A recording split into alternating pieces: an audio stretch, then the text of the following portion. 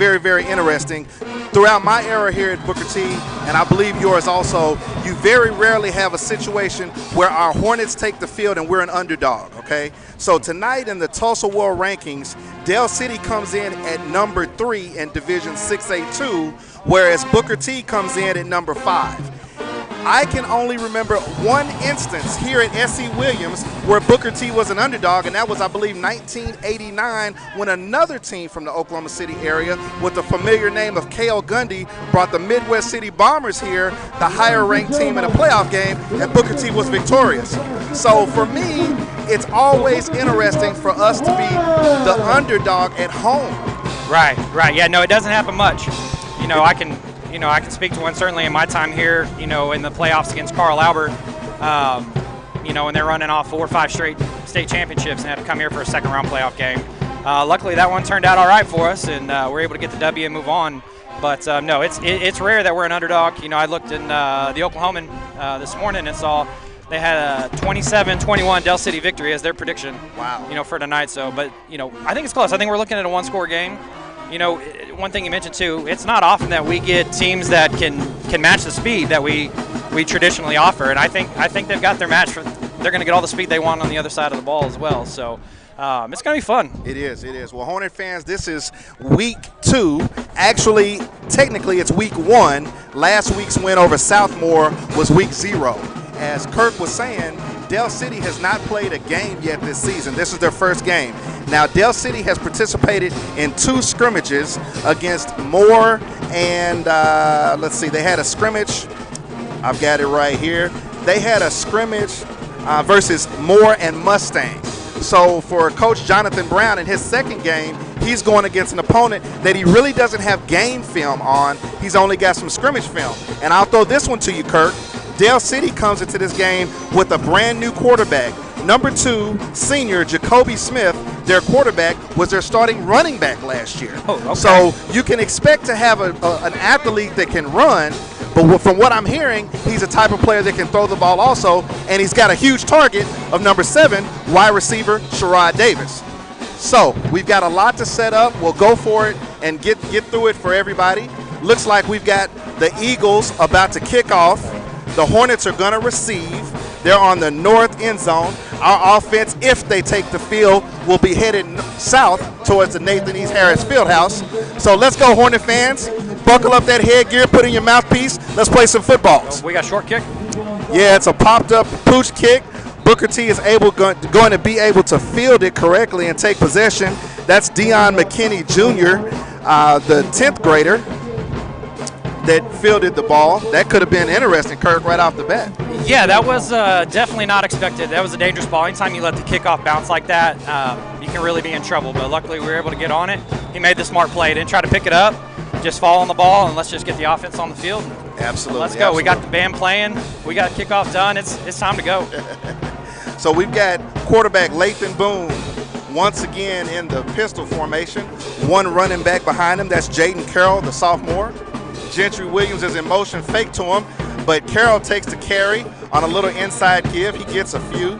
Booker T scrimmaging from their own 29-yard line. Looks like he might have got about 1. Yeah, just 1 yard there. Obviously, you like to get a little more of that on first down and, stay ahead of the chains. But, obviously, as we know, our offense is explosive. So, 2nd and 9 certainly not a problem. But, yeah, like I say, when you come up against a team that can match you, the way Dell City can, you definitely want to be getting a little more on first down. We'll make sure to give an update on rosters here in just a little bit. 2nd down. Here's a screen pass out to Carroll on the far side of the field. Tries to make one man miss, but he's not able to do it. Going to be little to no gain on that one.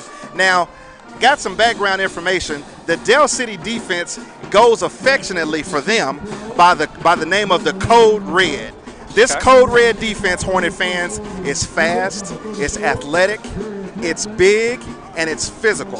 This is what Dell City prides itself on. So our Hornet offense is going to have to be crisp tonight if we're going to be able to do what we need to do to put points on the board. Yeah, definitely so. I mean, just both those plays, that screen pass there, you've got some space, you think, and then all of a sudden it closes up. Here's a 3rd down pass into the middle of the field looking for Gentry Williams. Looked like they had him open, but number 14 for Del City dropped back into coverage and got a hand on it. That's a good play right there. Looked almost like Kirk. He was looking directly in the quarterback's eyes. So although there was a window to make a pass, you had a guy that you had to get it over. Yeah, it's number 14, Jaquil Mitchell on the breakup there, and heck of a play, long reach there. Like I said, I thought he had enough to get it over him, but no, he makes a heck of a play there, and so we've got a punting situation now. So Jackson Marsh in to punt for the Hornets.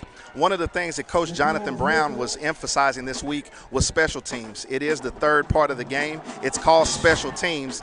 And his quote was specifically, you know, if a kid for Booker T is on special teams, he has to do his job. That's why it's called special teams. If that part of the game isn't special, you will lose the game. So, well, we've got a timeout on the play. I guess the Hornets didn't have their lineup right.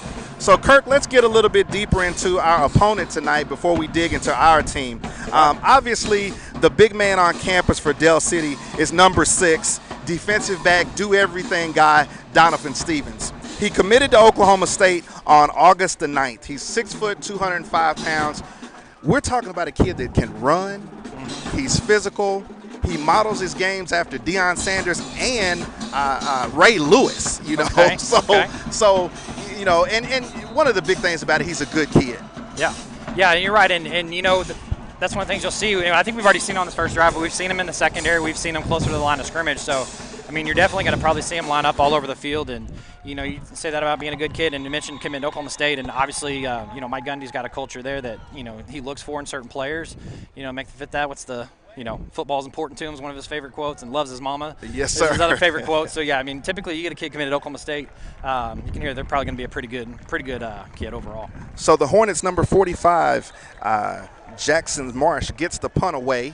There's no return on the play. Del City is just going to down it and take over on first down here from their end of the field. As I said before, we've got Jacoby Smith, quarterback for the Eagles. He's the starting running back last year, rushed for over 1,000 yards, but now he's going to be taking over the reins as the quarterback. Head coach Mike Dunn speaks highly of Smith because he feels like he's a very capable passer. So we'll look and see what we've got. We've got a bunch formation here on first down. Smith taking his time.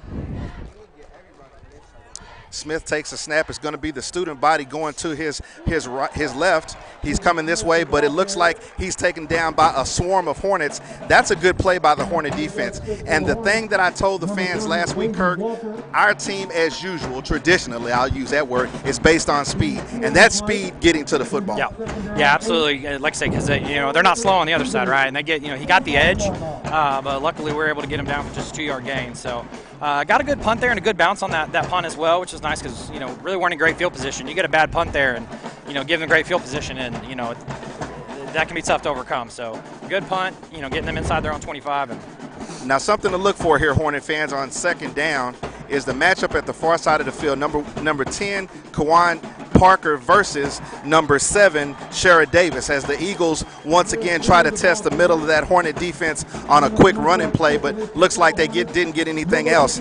And basically, our man in the middle, coach's son, Jaden Brown, is who's clogging things up. But I do want to focus on the matchup to the far side of the field. Number 10, the Arkansas commit, Kawan Parker, and number 7, Shara Davis for Del City. That's going to be interesting. We've got a good player. Two good players. That's going to be one to watch, especially when, you know, you're not going to get a lot of people throwing to Gentry Williams. That said, Del City, you know, they may not be afraid to test them. They feel like they can match up really well here. Third down, we got a roll out to the right. He's going to loft it downfield. 2 Hornets in coverage. Going to be lofted a little bit over the head of Sherrod Brown. That's the 6'3", 215-pound senior who's number 28 on the Daily Oklahomans top 30 list for the state's football players. So we've had a little bit of a chess match, or as you would say, a boxing match where teams are feeling each other out. Booker T's had the ball. They run 3 plays. They don't get a first down. Now Del City's done the same. We anticipate Del City's going to set up in a punting formation. Yeah, we'll see. Like I said, not a lot of yards for either team, so we'll see what they can do with the punt. But, you know, almost right on cue. You know, the matchup you talked about at the top of the field, that's where they went. Worked out well for the Hornets. Had good coverage. The 2 guys with great coverage there. Throw was a little long. It's going to be a fake punt. Smith, the quarterback, was back to receive the punt. He's going to run for a first down, and he's going to get even more. Caught us snapping on that one right there. That's number 2, Jacoby Smith, senior quarterback, lined up in punt coverage, and he's gotten enough yardage for a Del City first down. Kirk, this is one of those situations where not having anything on film and possibly in a scrimmage you didn't see punt or punt return. Booker T may not have known whether or not Jacoby Smith was really going to be back there as a punter, if that was a fake all the way. Right, no, absolutely. You know, it's not uncommon sometimes for some of your best players to be your punters as well, but that's what makes it tough is you never know, you know, and the fake is always there. And, you know, honestly, you look at the down and distance, you know, what yard line they were on, it's not really where you'd expect a punt. That's a heck of a call by Del City there. Yes, They're really taking the chance, and obviously it worked out well for them. Definitely, like you said, I think caught us napping a little bit on that one. No real coverage deep here. We'll see if they try to go over the top. Del City in a shotgun formation, one back. Jacoby Smith once again calls his own number, trying to get outside, and he does. Number 30 for the Hornets comes up to try to make a tackle. Didn't wrap him up, but he slowed him down. That's Aiden Walker, the sophomore, that ends up making enough of a play to get number 2, Jacoby Smith, to run out of bounds. You know, Kirk, not to get too long into it as we go into this next first down play, but it's obvious right now with Del City playing their first game, they're going to their strengths, and that's their athleticism. Yeah, absolutely. You know, they're going to ride their thoroughbreds here and try to make some plays. And you know, thus far we held them in check there on that first drive, but definitely 2 big chunk plays with the fake punt and then the first down run. Luckily, got him down there. He almost looked like he slipped loose. Tackling is going to be a very big key here. When you got guys with speed like that, you got to get them down on the first try. If you get too many missed tackles, and you're going to give him some points. Here's Smith on a busted play, but he options it out. He pitches it, but it's going to be for a loss. Number 11 for the Hornets, Jordan Drew, the junior, comes in to make a good play for a loss of yards. On that particular play, even though it looked like everybody had their signals crossed, one of the things that I've heard about Del City is that this is their first year where it seems like they've put everything together, and specifically on the offensive line. Del City, their coach, mentioned that their offensive line for the first time is athletic and big. They've had big and unathletic, or athletic and very small. So now they've got the line they feel that like they want to have. So here they go on second down and long to see whether or not this line can be productive tonight against our defense that's got to be physical and fast. Yeah, absolutely. And looks like we're going to have a timeout here for Del City. So, again, a little miscommunication there. But, good play there to get them behind the chains, obviously. You talk about that, being physical or being fast, it's rare, and sometimes to see both. And, anybody that's followed Booker T football, for any period of time kind of knows our best teams have been the ones that are strong up front, right? I mean, because we're always going to have skill players, but it's been, the offensive and defensive lines that, if we've had problems, it's typically been in the trenches. We can match up on the outsides and running back, but, the trenches is where, it can get tough. So Booker T's best teams for sure is when we've got, strength on the offensive line. And just like you said, we're seeing that with Del City as well. And that's what's going to help put it together. You talk about, talking with the coaching staff, and, it's interesting to learn that a lot of the coaching staff here is actually Midwest City Carl Albert alumni. So you've got that kind of that Mid-Del area, with Midwest City Carl Albert, Del City, even Choctaw. Obviously, anybody knows, some of us Hornets know a little bit painfully so that Carl Albert's got quite a tradition themselves. And so, absolutely. A lot of guys, I think about 90% of this coaching staff is from Carl Albert. Gotcha. And so, they know what it takes to win. They know what the dedication takes. And so, they've got good leadership in place, which I think is why you've seen them, have some, success they've had there. Here's a snap, but over the head of quarterback Jacoby Smith. He's going to cover it but be down. It was 2nd and 17. Now it's going to be 3rd down, and I can't even add it up. So here we have a situation where Del City going backwards. They were already behind the chains. This is helping out the Hornets defense immensely by the miscues, the unforced errors by Del City. 3rd down and a bunch coming up. And I mean a bunch.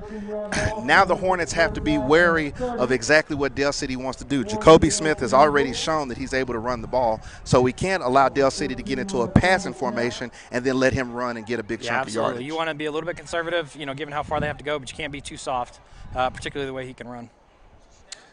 Snap comes back to Smith. He's looking. He's still looking. Looks like he's going to roll because there's a rush. He gets to the outside. He's to the sideline, but there he's met with a nice little tackle to get him out of bounds, just like we were talking about, Kirk. The biggest thing about it, that's almost you play contain. I hate to use the word or even talk about prevent defense because normally, as you know, what they say, it prevents you from winning. Absolutely. But there's a situation right there early in a ball game where you just have to basically contain and put Dell City in a situation where now it's 4th down and 30 on their side of the field. Hopefully the Hornets can do everything that we need to do right now to get the ball back. And we'll see. So once again, Jacoby Smith dropping back into punt formation. Hornets are in receiving formation. Here's a snap. He bobbles it. He does get it off. It's a low kick, but it's taken by the Hornets, trying to get outside. He's got one man to beat. He may have a wall, but it looks like he's going to be wrestled down. That's number 23 for the Dell City Eagles that took our returner down. Booker T is going to be ready to scrimmage for their second possession of the night. While we have this change of possession, let me make sure to list all of our sponsors. We're so glad to have the help of our sponsors: Westview Medical Center and Specialty Pharmacy, Advantage Roofing and Construction, Kate Jones of Keller Williams, your Tulsa Realtor, Levinson Law Firm, and Wingstop. So the Hornets are going to scrimmage from their 24-yard line heading south. 1st and 10. Here's an inside zone read play by the Hornets. He may have gotten a little bit by putting his nose in there. One of the things, Kirk, that I noticed from the game last week is that the offensive line, the big sexies, as I like to call them, up front for the Hornets, did a really good job. They're going to have their hands full against a much better defense tonight, though. Yeah, definitely. Much better defense they're up against tonight. But no, they did a great job last week. And like I said, the main thing that kept us from putting more points on the board and, potentially hanging half 100 was just turnovers and penalties. So offensive line did a good job, and they're going to need to do it again tonight because, like I said, it is a different test tonight. 2nd and 9 Hornets. Boone takes the snap. Looks like he tried to read it, didn't read it properly because there's a fumble on the play. Lathan Boone has turned it over. Dell City recovers deep in Hornet territory. Dell City's going to scrimmage in the red zone, actually. And Kirk, that's what you were just talking about. One of the things that we had to do this week to be better about from last week was penalties and turnovers. And there right there, you see we've turned the ball over. Yeah, and like I say, this is, I think, the 2nd or 3rd time tonight something's happened right on cue, so maybe we need to be careful about what we talk about. But, yeah, no, that's bad timing, obviously. It wasn't me. As you mentioned there on the 16th. It wasn't me. It never was me. The Hornet defense came up and stayed strong after the turnovers last week, so we'll see if they can do it again here. All right, so the Dell City offense comes back, taking the field, led by quarterback Jacoby Smith. Wide receiver Sherrod Davis, number 7, is wide to the top side. Gentry Williams mans up in coverage on number 14 this side. Smith takes the snap, zone read, gives it to the running back, who's going to be able to bounce outside, but I don't know if he got very much on that. Hornet defense did a good job of making contact at the line of scrimmage and working towards the ball to make that tackle.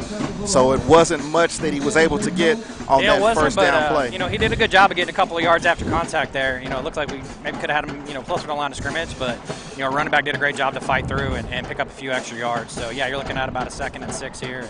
And, it's interesting. It's spread out and a lot of running. You just got to be careful you don't fall asleep and let him hit you with that play-action pass. Playing into the strength of Dell City, they're spreading the wide receivers out and then basically trying to get some power behind that big offensive line. Here's another zone replay, but number 9 is in the backfield at the snap. That's Demetrius Prudhomme. That's a 10th grader, Demetrius Prudhomme, that basically crashed right down, saw that it was a give play, and he made the tackle for the Hornets. So now it's going to be 3rd down and 9. In this particular drive, Dell City's only netted 1 yard after getting the turnover in the Hornet red zone. Going to see what they're going to do here. Once again, Kirk, our defense, I got to give them credit. It's early in the season, and these kids are playing well. Yeah, they are. Let's knock on wood here as we come on 3rd and 9. Yeah, we've had some bad luck already, but that was good. L.J. Brown on the carry there, and, did a great job. And you mentioned being a 10th grader. Smith takes the snap rolling right. He's going to loft it to the end zone. We've got coverage over there. However, the Hornet on the coverage, which is number 2, Gentry Williams, wasn't able to get himself turned around. He's got his back to the ball. I'm hoping, but as we wait for the call, we're going to see. And we're waiting. And we're waiting. And we're waiting. Going to see what the officiating crew wants to go with here on the first flag of the game. Looks like it's going to be pass interference against the Hornets. That's just a tough play right there, Kirk, because from the standpoint of the defensive back, you're in position that you need to be in. However, the ball is short, and the wide receiver's trying to come back to it. Yeah, not really his fault there. Yeah, and you see that, you see that a lot now, especially every level. Spread, but couldn't get his head turned around in time, and unfortunately gives him a fresh set of downs. Well, no, they're showing third downs. 3rd down and 2. Inside handoff to the Eagles. He's going to be able to split the Hornet defense and almost get outside for a Del City Eagle touchdown. That's number 3. I believe the name is L.J. Brown. Goes off a right tackle for a Del City Eagle touchdown. Here with 4 minutes and 10 seconds left in the first quarter, we've got points on the board resulting from a Hornet turnover. Eagles have taken the lead. Yeah, and that's tough, because, you really look at that sequence. We had some of the things we just talked about you can't do. You can't have the turnovers, you can't have the penalties, and then you can't miss tackles. Exactly. You missed 2 there. Credit L.J. Brown, did a great job, slipping tackles there and getting in. But you had a chance to stop him there. And Del City sets up for the PAT. The handle is down, kick is up, and it's going to be good. So with 4 minutes again, 10 seconds left in the first quarter, it's the Del City Eagles 7, Booker T. Washington Hornets nothing. Once again, let me give a shout out to our sponsors, Westview Medical Center, Advanced Roofing Construction, Kate Jones of Keller Williams, your Tulsa Realtor, Levinson Law, and Wingstop. And let me take a little bit of time right now to give a special shout out as one Hornet to many others to the Booker T. Washington class of 1966. I want to give a special shout out to the class of 1966 and especially to their and all of our Miss Hornet from 1966, the beautiful Phyllis Guillory's now Fellows. So from all of us here at Hornet TV, we'd like to give a shout out to all the members of the class of 1966. God bless you. We love you. We are Hornets forever.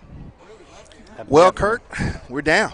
We're down. We haven't seen this yet. I think we did start down 3-0 last week, but as far as any big deficit, this would be a good test. It's still early, obviously. You still got plenty of game to go, but this is not a team you want to get behind, and so we'll see. Absolutely not. We'll see if we can answer here. Obviously, the first 2 offensive possessions, less than ideal. So maybe we can get a kickstart from the special teams here. Obviously, that's something. Booker T's always been strong in the return game. And Del City kicks it off. It's another short pop kick. It's taken successfully by the Hornets. Kirk, I hate the pooch kick. I'm just going to tell you, I hate it. I've hated it since Tecmo Bowl. But the thing about it can be effective. To our fans out there, the thing about it, it's not as though the kicker in all situations is trying to do that. And a lot of times, you just have a kid that's really not a good kicker, but he can just get up under it, kind of like a sandwich, get it into the air, and now it becomes a critical play for the receiving team to make the catch. I wish I could get my sandwich that high. 56 degree. Yeah. Go to 56. Yeah. 58 if you're nasty. All right, first down for the Hornets. Lathan Boone at quarterback, one man behind him. He shifts a couple of people. Here's an inside handoff.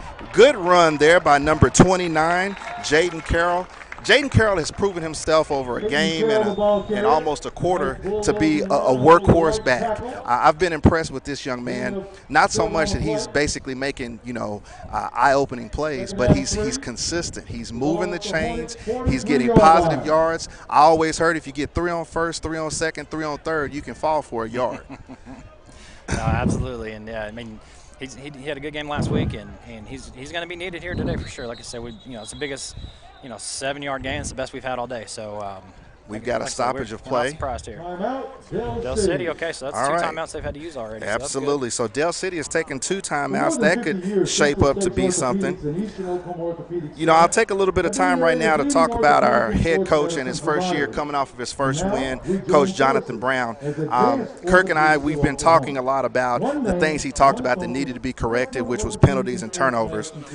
Coach Brown is a Hornet alum, as everybody's aware.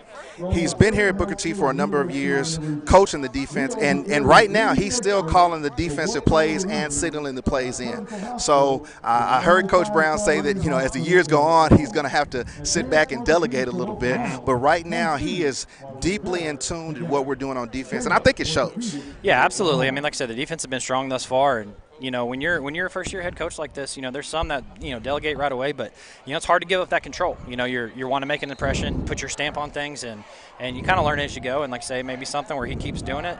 There's coaches that still do, but I think it's the right call right now. As he kind of feels his way out as a head coach, figures out how he can delegate his time and his duties, and like I said, maybe find the right hire or somebody on current staff that he trusts to take those duties over. I played under Antoine Jimerson, same thing. He called all the defense when I was here. We got him over. He was defense coordinator at Jinx. Here's Boone with a quick pass out to the near side of the field to number 4. Going to be incomplete. That's number 4, Micah Tees, that hooked up with Coach Boone, with Lathan Boone, quarterback, for a couple of nice plays last week. Looked like we had something going right there because the play side fake was to the wide side or the far side and had Tees open. Normally on those short scrimmage passes like that, you worry about the cornerback sitting on the route and coming up and making a pick. But we had something going. We just didn't complete it. Yeah, Hornets come back out, 3rd and short, 3 yards. Boone hands off.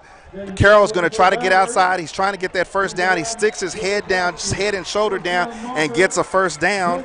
So now we've got a drive going, Kirk. Yeah. First down yardage for the Hornets. They're moving south.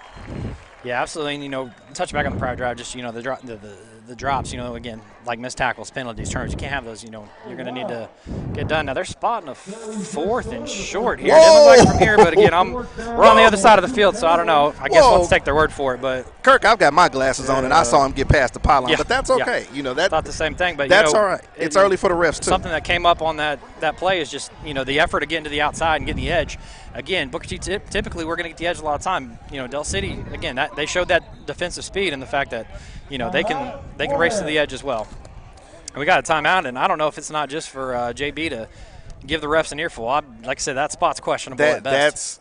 That's a questionable spot right there, and either JB wants to get into the refs, or we were trying to run something quickly to basically keep Del City off balance, which I like.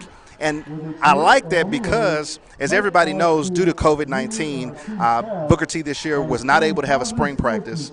Neither were they able to have team camps. So everything you see, Hornet fans, as far as strategy, discipline, is all based on fall camp. And so I want to give credit to this group of young men that, although they have had some things that we've had difficulty with, I like what I see. We're not disorganized. We're not extremely undisciplined. We have to get better. We have to make a progression every week. Yeah, definitely. And football's going to be different this year for sure. From high school all the way through the NFL, you're not having the same practices, off-season conditioning, and all that you've had in the past.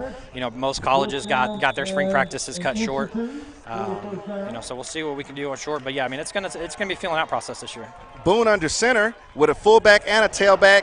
We have basically an ISO play with the give to Jaden Carroll, I do believe, going right up the right side, the 2-hole, but we were stopped. We were stuffed. On that particular play, that's a different look for the Hornets to go straight I formation. Takes me back to my era here at Booker T. I like seeing it, but on that particular play, our offensive line wasn't able to fire out and get, positive blocking upfield, so the Hornets are going to turn it over. Yeah, well, and they got him off the edge, too. That was Donovan Stevens coming off the edge, number 6. And again, we talked about him a lot in the pregame, and just showing, again, there's a reason that schools are after him. And that's Stevens coming off the edge, making a tackle in the backfield of the tailback on an ISO play. Yeah. Woo. But I'm with you. I like when you got short yardage, I like seeing him under center. So I'm at least glad they went with that formation. But yeah, like you say, you're talking about being under center, and he still gets there off the edge. Man, Jacoby Smith in the backfield for Del City Eagles. Takes a snap with a running back flank to his left. Here's an inside give, zone read. He keeps it. He shakes a tackler. He's got a seam. It looks like Jacoby Smith is going to head north, Hornet fans. Jacoby Smith, Del City senior quarterback, just runs for got some laundry, so 44-yard touchdown. We may potentially see a hold here. We do have a flag on the play. We do have a flag. I missed it. I got you here, Kirk. You're worth your weight in gold, my friend. Yeah. Hey, how you did it last week by yourself, I'll never know. So touchdown on the play, call back. Yeah, coming all the way back due to a little bit of a break there because, again, you miss a tackle in the backfield, and, again, the guy's gone. So, obviously got a little help there, on the hold. But, like I say, we can't keep missing tackles like that or we're going to be in for a long night. And Jacoby Smith is showing you by being a former running back, he's elusive. Oh, yeah. He's elusive. He's got some strength and some power. He ran through a tackle, but that's where you got to come up, put your hat on a man, and take somebody down to the turf. So Yeah. the Eagles are going to re-scrimmage, 2nd and 10 from the Hornet 44 with 3 minutes, 9 seconds left in the first quarter. Jacoby Smith, quarterback, senior for Del City, in the backfield in the shotgun. One man to his right, 2 wide receivers here to the near side, one ISO'd up top.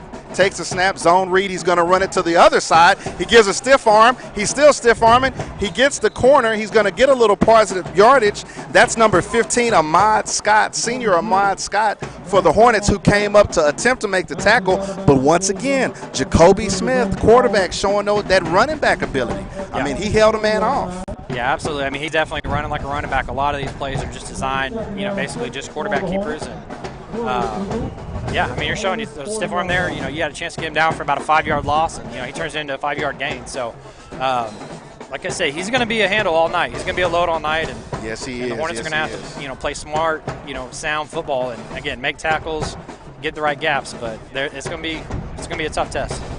Smith's going to take the snap here on 2nd down. Hornets blitz from the A gap. Ball is tipped at the line of scrimmage, and it gets out, but it's a catch. That's number 7 out there. I've talked about him, folks. Number 7, Sherrod Davis. That's on the hookup. But I'm going to tell you, before that play, I was just going to say, Coach Mike Dunn, the head coach from Del City, I'm not believing anything he's saying anymore.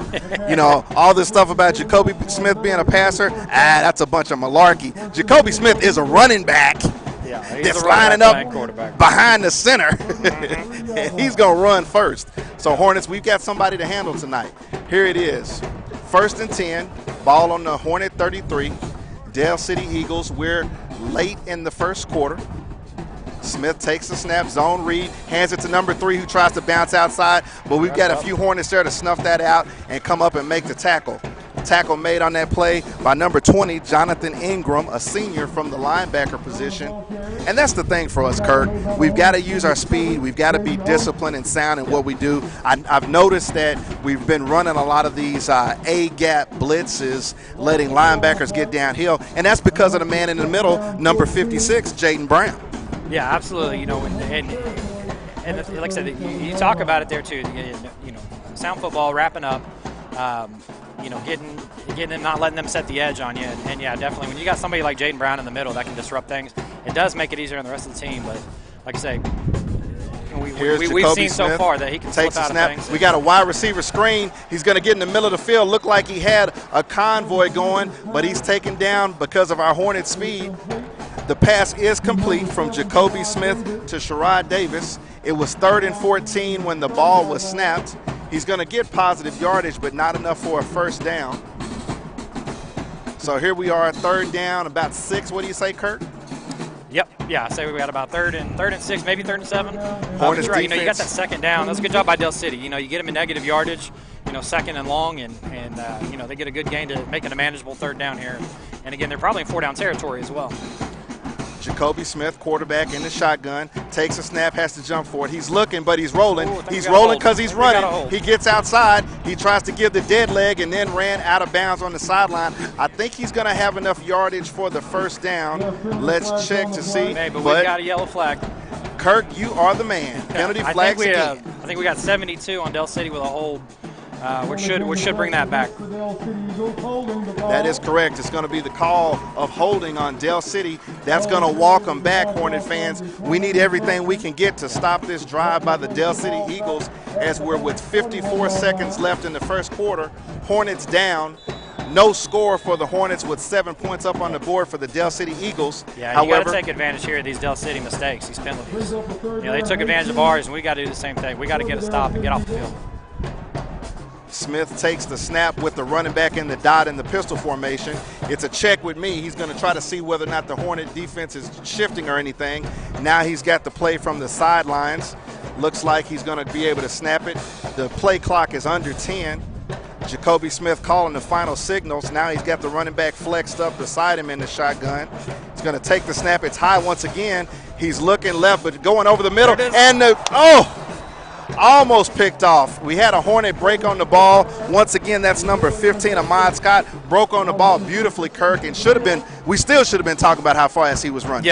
Yeah, we should still be watching him go right now. Unfortunately, and at least, the silver lining there, at least that was 3rd down, so we're in 4th in a parent punting situation. But again, we'll see. And like you said, a parent punting situation. Parent punting situation, exactly. So we've got number 11 back for the Hornets, Jordan Drew, to receive the punt. But once again, the dangerous Jacoby Smith, starting quarterback, is the punter. It looks like a standard punting formation. It's actually 4th and 18, so I don't know that the Eagles would go for it. Smith is able to get it off. Here's a squib type of kick that bounces at the 1 yard line but goes into the end zone. Booker T is going to be able to get the ball at the 20 on a touchback. So we're here deep. 41 seconds left in the first quarter. Here we are at beautiful S.E. Williams Stadium. The sun is about to set. Kirk, as I get a panoramic view of the North Tulsa skyline, I see a few landmarks that I'll call out later. You know, there was something special about these first few games of the season where you start playing in the daylight, and then by the time, you're done, it's nighttime. So that's really nice. Something interesting they were doing on their punts. He's only standing about 9 yards back. Typically, your standard punt formation, your punter's going to be 14 yards off the line of scrimmage. I think, honestly, it might be his option whether to punt it or run with it, most of the night. Here's a wide receiver screen attempt from quarterback Lathan Boone out here to the near side. The pass was complete to Corian Stokes. However, it's going to be for a loss. That's one of those plays where you hope to make something big happen out of it, but the defensive back for the Eagles, number one, who is Kenigel Smith. Kenigel Thomas. Kenigel Thomas, there's that name. Kenigel Thomas comes in and makes the play, and that's another one of the Dell City players that we wanted to feature. Dell City has approximately 7 players with Division I offers, and that Kenigel Thomas, I believe he's got 4 Division I offers currently, but he gets downhill quickly. Yeah, definitely. You see him coming out of the secondary to make that tackle for about a 5-yard loss, and definitely 4 offers right now. And what's interesting, you talk about the guys that have offers for them. Again, things have been weird. Football recruiting has not been the same. There was no summer camps, passing league, 7-on-7, no Elite 11 quarterback camp. So there's probably a lot of people out there that, will be discovered this football season if, their state has a season. So, somebody with 4 offers right now, obviously, they've done some things because, again, your typical recruiting period really didn't happen this year. So there wasn't much to do to showcase your talent. So, that's what's that's one of the side effects of what we've got with the COVID-19 situation is, your superstars are always going to get found, right? But, there's those kids that, might have a great camp or whatever. Oklahoma State's big on the camps, OU as well. You get some, kind of those uncovered gems sometimes, when you're, holding camps and kid comes and impresses. So, unfortunately, that's one of those things that's going to hurt a lot of kids. And, hopefully for those kids, they'll still find an opportunity to play beyond high school if that's what they wish to do. Well, let's reset everything. We just ended the first quarter. Booker T down 7-0 to the Dell City Eagles. We're here on Hornet TV. Brought to you by our sponsors, Westview Medical Center and Pharmacy, Advantage Roofing Construction, Kate Jones of Keller Williams, Levinson Law, and Wingstop. The Hornets are going to be lining up, scrimmaging up, 2nd down, 16 yards to go from their own 14-yard line. Sophomore Lathan Boone, the quarterback. He's in the pistol formation with the running back behind him. Hornets shift. They bring number 4 Tees out here wide to the near side. They bring Gentry Williams packed in tight on the far side. Boone is going to pass but doesn't have anything. He wisely tucks it down and tries to get a little something. Looks like that time, Kirk, we didn't have the timing right on the quarterback center exchange with the high snap. It didn't allow Boone to take the snap, catch it, set his feet, and rock and fire out here to the near side. So Boone does the smart thing. He does the smart things. He goes ahead and tucks it instead of throwing out there because you've got an opportunistic Dell City, the code red defense that could step up and cause a turnover. Yeah, you know what, and he did. He's right. That snap kind of ruins the rhythm of the play. And we've seen that on the Dell City side a couple times too. But he did this absolutely smart thing. Here's Boone taking the snap. He's rolling here to the near side. Doesn't have anything, but he's going to try to make a play, and he's made a pass. He's got it, and Booker T. wide receiver has the ball for the reception and a Hornet first down. That looks like his favorite target. That's number 4, Micah Tees.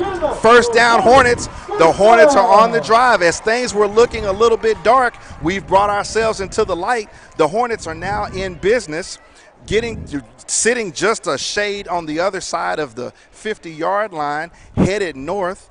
The Hornets break the huddle. 1st and 10. Great Hornets play by Boone quarterback. there to evade pressure and get the throw off. Great play. Lathan Boone takes a snap, inside give to Jaden Carroll. He keeps his head down and he gets positive yardage. That Hornet offensive line made some good blocking, but it looks like somebody grabbed onto somebody and held on a little bit too long. It is holding. We didn't have to wait long for that one, Kirk. Hornet holding penalty. Gonna walk them back a little bit. You want to go back to the prior play and Lathan Boone getting around the edge and smart. Kept looking downfield, looking for the pass. I mean, I think you could see again with the speed of Del City defense. Getting the first down with his legs was going to be tricky. Does a great job. Keeps his eyes downfield and finds Mikey T's great concentration. Threw across his body. Yeah, across his body. Absolutely. And Mikey T stayed with it. Good concentration to reel it in. Hopefully, we can overcome this holding penalty here. But yeah, definitely behind the chains now. 1st and 20 for the Hornets. Lathan Boone takes a snap, inside give. Once again, Jaden Carroll moving the pile forward, getting good dirty yeoman's yardage in the middle of the Del City defense. That if you trust me when I say that, those are the type of plays that they give you benefit in the fourth quarter. Those are the plays where you're laying on somebody, falling on somebody, somebody's tired of tugging on you, and hopefully you can break that off for something bigger. I think you had Rajon Tatum leading the charge there. Again, linebacker number 8, Boise State commitment. All right, Hornets got 2nd and 15. Lathan Boone takes a snap. Once again, puts it in the gut of Jaden Carroll, who comes to the near side. He fakes like he's going outside, but he cuts it up. That Del City defense is there, led by Kanigel Thomas, number 1. Now we've got a late penalty. Penalty after the play. Looks like this is probably a little bit of trash talking. Conduct on one side. Looks like this is a little bit of trash talking. Come on, Stripes. Trash talking is football. We're waiting. Yeah, that's tough. I mean, I didn't see anything that went on too long after the play, so that's unfortunate. So we got a personal foul that's going to go against the Hornets. It's going to walk them back a lot of yards this time, Hornet fans. We had a good drive going. Here we are, 2nd quarter, 10 minutes left. Hornets are down 7-0 to the Del City Eagles. The ball's going to be moved all the way back to the Booker T. Washington 32-yard line. They scrimmaged on that play from just inside the 50. The Hornets are going to break the huddle with sophomore quarterback Lathan Boone. Got a wide receiver. Backwards than we do forward. So exactly. Well, it looks like we're going to get a little bit back here, Kurt. A little bit back. Lathan Boone, he did a really good job of that last week. I think, he was able to get, 2 or 3 encroachments from sophomores defense as well. So, seems to have his cadence down well. And you got to give credit to our guys as well. If you got a quarterback with a good cadence, you got to be disciplined up front as well. Absolutely. Lathan Boone, quarterback, takes a snap. He's going to throw on this one. He's got a screen set up to Jaden Carroll. However, number 8 for Del City, that is nobody other than Rajon Tatum. Comes up and makes a very good tackle. That's Mr. Tatum, who's committed to Boise State. Just this week. He's a 3-star athlete from Rivals. Comes up and makes a good, solid tackle on that play to definitely stop the Hornet drive. Credit to Boise State there. I got to say, you get a player of that caliber to go up to Boise, and, you got an offer from in-state, Oklahoma State. You had, I think, Baylor in his top 3. Had a chance to play for the Big 12, and, Boise was able to lure him away. I always love Boise State. We're talking about the Statue of Liberty. I was a fan of that as well. I think some of our listeners may not have appreciated as much as Here's a punt from the Hornets that was muffed by Del City. There's a scrum. From my eyes, it looks like Booker T might be on the recovery. However, it looks like they're going to say that the Del City Eagles have possession. We do have a flag, probably where you typically see a holding on the return team, you would think. Well, let's wait and see. I can't believe that Del City regained possession of the ball right there, Kirk. It visibly looked like Hornets were able to get possession and roll over. I think it's about the 3rd time I've been waiting. Well, let's wait for instant replay, and we'll see what they decide, see if we'll overturn it. But, not at high school yet. We have an illegal block in the back being assessed against the Del City Eagles. So we're going to have a block in the back that's against Del City, which is going to move them back for them to take possession. While we have a moment, once again, we're going to lean on our sponsors who have graciously assisted us with Hornet TV tonight. Wingstop, Levinson Law, Kate Jones of Keller Williams, your Tulsa Realtor, Advantage Roofing Construction, and Westview Medical Center. So the Del City Eagles are going to have first down, 8 minutes, 53 seconds left in the second quarter. Snap is taken, was going to look to the outside, but he doesn't do it. He's almost sacked at the 1, but quarterback number 2, Jacoby Smith, pulls a David Blaine and escapes the phone booth trick. We do have a flag. I think we are going to get a hold on the outside by Del City, or at least bring that back. But gosh, again, so that'll take him back. Probably about the back to the line of scrimmage. But yeah, you're talking about a chance to put him on the 1 yard line. And like I said, if you're Booker T, you're going to have to wrap up. I understand that's easier said than done, but like I say, you can see what he can do if you don't get a hold of him. Every Hornet fan in the stadium was holding their breath to be cheering for a safety the way we had him wrapped up on the 1. But as I said again, Kirk, Jacoby Smith is a running back, and he's just lining up behind center taking the snap. Yeah. Nothing wrong with it, but let's call it for what it is. Absolutely, and that's always tough because essentially you got an extra blocker when your quarterback is the main running back. And that's the strategy of it. When you've got a quarterback that can run like that, the defense can't account for him unless you set up a spy. So now you've got a situation where you've got 11 guys on offense, 11 guys on defense, and when you look at analyze the matchups, there's nobody left for number 2. And we got a snap. We've got a bad snap. Jacoby Smith in the end zone. Ball is still rolling around.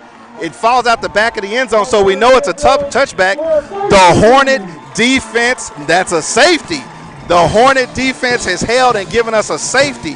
First points on the board tonight for the Booker T. Washington Hornets come at 8 minutes, 19 seconds left of the second quarter. The Hornets are going to score to make it 2, Del City 7. Kirk, I was looking at something else and didn't see the snap, but Del City's had some issues with their snaps. They've had some issues with the snap on that one. It actually looked, there's been some high snaps, I think, on this one.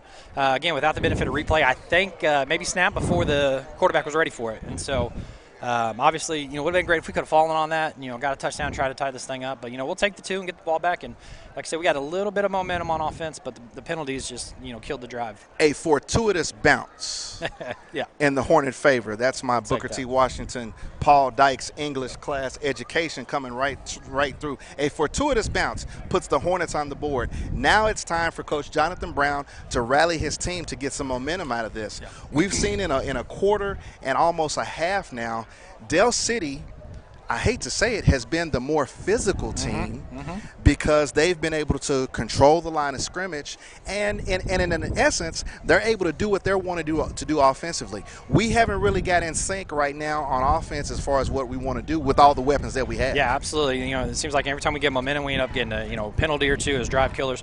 This will be interesting. Obviously, on the kickoffs they've been doing little short pooch kicks. Obviously you're going to get a free kick with the safety. So looking at seeing what they do with a punt here.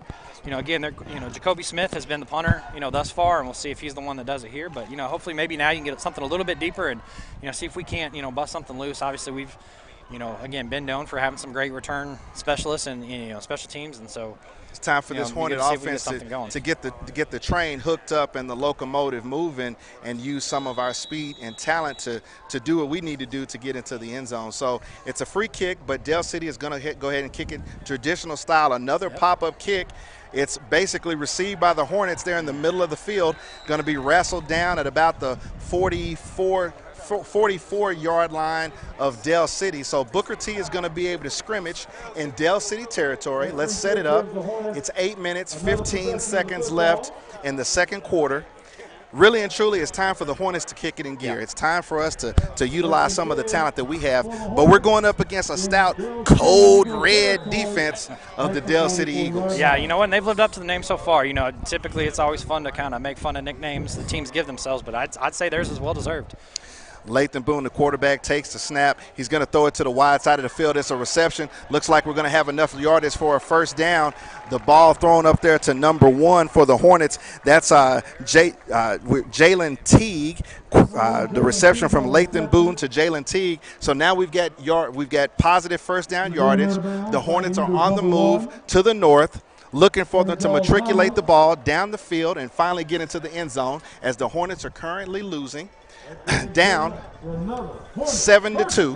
And that was Del City's number 1, Kenigel Smith, on the tackle there. That kid is everywhere tonight, Kurt. Sidelines, yep. Boone takes a snap, looks here to the near side, throws it out, but it's a lateral. But the ball has been blown dead. Looked like a lateral to me, Kurt. Yeah. Stripes has still not worked Well, himself this into time it. This way, at least they can't review it. That one will work in our favor this time. Exactly. Exactly. Yeah, it's interesting watching. So again, that typically on a safety, you're going to see them, punt that out. But I think what Del City is very purposely trying to do here is just they're trying to keep it, keep the return game to a minimum, to the point that they're pretty much sacrificing, field position. Take away our speed. Yeah, take away our speed differential. Sacrifice field position, but hopefully, also hoping they get a ball that bounces and, maybe they can recover one. But Lathan Boone gets a snap, same play. He swings it out. This one is, once again, going to be an incomplete pass. Looked like Sam Bradley, same play on that one. Lathan Boone takes the snap and swings it out here to the near side. That ball was intended for number 6, Corbin Green. This drive after the first down is not moving too much. Once again, it's 3rd and 10. Hornets in Del City Eagle territory at the 34-yard line. We're here, clock running down, almost 8 minutes here in the second quarter. Hornets trying to get something going, fans. It's been probably kind of a territory here. It's been kind of a struggle for us tonight. We just haven't really begun to start clicking. Play clock running down to 3. And now we've got, looks like, timeout on the field. So that's the Hornets' 3rd timeout of the half. Coach Jonathan Brown doesn't want to risk it, as by the time we got the play in and everybody lined up, the play clock was running down. Kurt, I had a lot of positive stuff to talk about after the game versus Southmore last week, because as a former player, you want to see progression. Mm-hmm. You want to go through fall camp and get yourself into an understanding of who's playing where, and then what your coaches want to do. And there were a lot of things I saw last week as far as the strategy for Booker T, especially on the offensive side of the ball, that really had me really looking forward to what we were going to see tonight. But we're playing a good team. Yeah, absolutely. It's tough. Like you say, anytime you play a team this good this early in the season, it's going to be a tough task. But again, you factor in the COVID situation, and obviously you're not getting the same practice time. Your summer's not the same. Your spring's not the same. That's a big ask to come out and play a team like this first game, second game of the year. And then if you're Del City, you're coming to Booker T. Washington for the first game of the year. All right. Hornets take the field once again, 3rd and 10 in Del City Eagle territory. Hornets in the beautiful orange jerseys tonight. Boone takes a snap. He's looking deep, and he's looking to his left. He's got a man there. It's going to be caught. However, they're going to say that he didn't get a foot down. I don't believe the ref close enough to see that one, Kirk. Beautiful pass from Lathan Boone to number 1, Jalen Teague. However, he's going to be ruled out of bounds. Somebody may want to remind him that in high school you only need 1 foot down. And, boy, we could use replay. You've been talking about that replay. We need somebody with a cell phone that's got replay. Can we get somebody on that production team? We call the head office in OSSAA. All right. As we joke about it, the Hornets are going to scrimmage. It's going to be 4th down, 10 yards from the Del City 34. Looks like we're going to get into punting formation with number 45, Jackson Marsh. Shout out to my mom. She would be calling for the coffin corner punt right here to get them deep with inside the 5-yard line. Let's see if Mr. Marsh has a little skill, if he can pull the string on a punt here. Just a minute. The Hornets, I believe, intentionally, Kirk, have taken a intentional delay of game penalty to back them up 5 yards to give Mr. Marsh a little bit more room to tee up this 9-iron. That as the Hornets tee it up from the 39-yard line, hopefully we can get them deep. Here's a snap. Good one. The kick is up. He's going for the coffin corner. It's going to be a dead ball, but it rolls back against the Hornets. We're going to be able to down it at approximately the 22-yard line, and that's where Del City is going to take the offensive possession with 7 minutes, 46 seconds left here in the second quarter. We thought we had something going, Kirk. Yeah, and that's a tough break because that was a good punt. That was a good punt. You even got the bounce back, which is typically what you want, so your defenders can come, your gunners can go get it. Obviously, that bounce about the 10. You'd like that to bounce more in the 5 and come back. but it was a good effort. Just an unlucky bounce. Fortuitous bounce for Del City on that one. Did you go to Booker T? Yes, sir, I did. All right. Shout out to Class of 04. Class of 04 in the house. Del City Eagles once again going to break the huddle with quarterback senior Jacoby Smith, who's been the player of the game on this side of the ball tonight. He's in the shotgun formation with a little stack to his left. Looks like he's going to roll to his left, but I believe he's calling his own number. But he's going to try to make the pass there to the far side, intended for number 14. But good play by the Hornets. We had a defensive back basically reading and almost get a shot to intercept it. That's a good play right there. I mean, that's a situation, Kirk, where you've got a team that's been running the ball and running the ball effectively. They give you a quarterback roll or run option, and then they still got a wide receiver down there. Yeah, and you really took it out of words out of my mouth there. Like I say, he's so good at running, you got to respect that. But if you lose your discipline, you let one of those guys get behind you, it's going to be a good night. Booker T, knock on wood here, has done a good job of keeping their assignments in the secondary. Here's the Smith with the snap. He gives the inside handoff to his left, but he cuts back to his right. He's got some room to run, tries to fake into the secondary. However, all those fakes slow him down a little bit. Number 15, Ahmad Scott Sr. is able to make the tackle. However, that's a big chunk yardage play. Going to be a first down for the Del City Eagles. They're moving the ball now to the south toward the Nathan E. Harris Fieldhouse. 7 minutes, 23 seconds left in the second quarter. Now Del City is in a situation, Kirk, where they can run or throw. Yep. You never want to be at the mercy of the offense. Yeah, you know, Jacoby Smith is such a threat. You almost relieve when he hands the ball off, but you can't sleep on L.J. Smith. He's done a good job with the opportunities he's got, and they've got to again stay sound. Smith gets the snap, almost a bad snap once again, but he hands it off inside again to number 3, who had that long gainer. This time the Hornet defense is there. I think he might have gotten a yard, but once again, we've got a little extracurricular activity in the secondary. After the play, didn't get a good look to see which way we're going here. And the sad thing about it is, as I was always told, you got two guys, smack fighting, and they're not even involved in the play. Yeah, that's tough. And you had a lineman downfield, really doing a good job working his block downfield, but things went on after, and I'm not sure which way this one's going. Two guys trying to show each other who the man is, and now it's going to be a 15-yard penalty against the Del City Eagles. So this time, Kirk, 15-yard penalty is going to take the Eagles back. That was a decent drive they had going, but it's going to move them back on the other side of midfield into their territory. One of those 15-yard penalties are critical. Not only are they drive killers, they're momentum killers. And we're at a phase of the game, especially in a close game, a 5-point game like this, momentum at any point of the game is important. Yeah, absolutely. But we'll take it. We'll absolutely take it, but we gotta take advantage. But again, as we've learned, Jacoby Smith, he can get 30 on any one play. So. Exactly. Second and 23. Eagles line up inside the 44. Smith is going to be rolling back, but he throws it back this way. It looked like a throwback play. We've got a lot of confusion as to what's going on here. Looked like the play was going to be for number 7, Sherrod Davis, but which they had something set up. However, Jacoby Smith just airmailed it over the top of him. Sherrod Davis was almost standing right next to Jacoby Smith, to be perfectly honest with you. And they had blocking set up down here, although it looked to be like a hold on number 10, Keywan Parker. Yeah, Keywan Parker did a good job there. That was getting a little aggressive after the play as well. Kept his cool. Luckily avoid any, Once again, something to pay attention to. Number 10 for the Hornets, the Arkansas commit, Keywan Parker, matched up with number 7, the senior wide receiver for Del City. Looks like this is a play-by-play battle. Looks like Parker's following him everywhere. Sherrod Smith takes the snap. He's going to takes the snap. He throws to the far side of the field. Flags are down all over the place. Gentry Williams on the coverage of number 14 for Del City. Let's see exactly what we got out here. I like the progression of that particular play. Jacoby Smith takes the snap. He looks to his right, gets everyone's eyes moving that way. Then he throws back to a very short right route to his left. The wide receiver hadn't gone far down the field. I don't even know how much of a route he was really running. He and Gentry Williams were both hooked up over there, so let's see exactly what we got.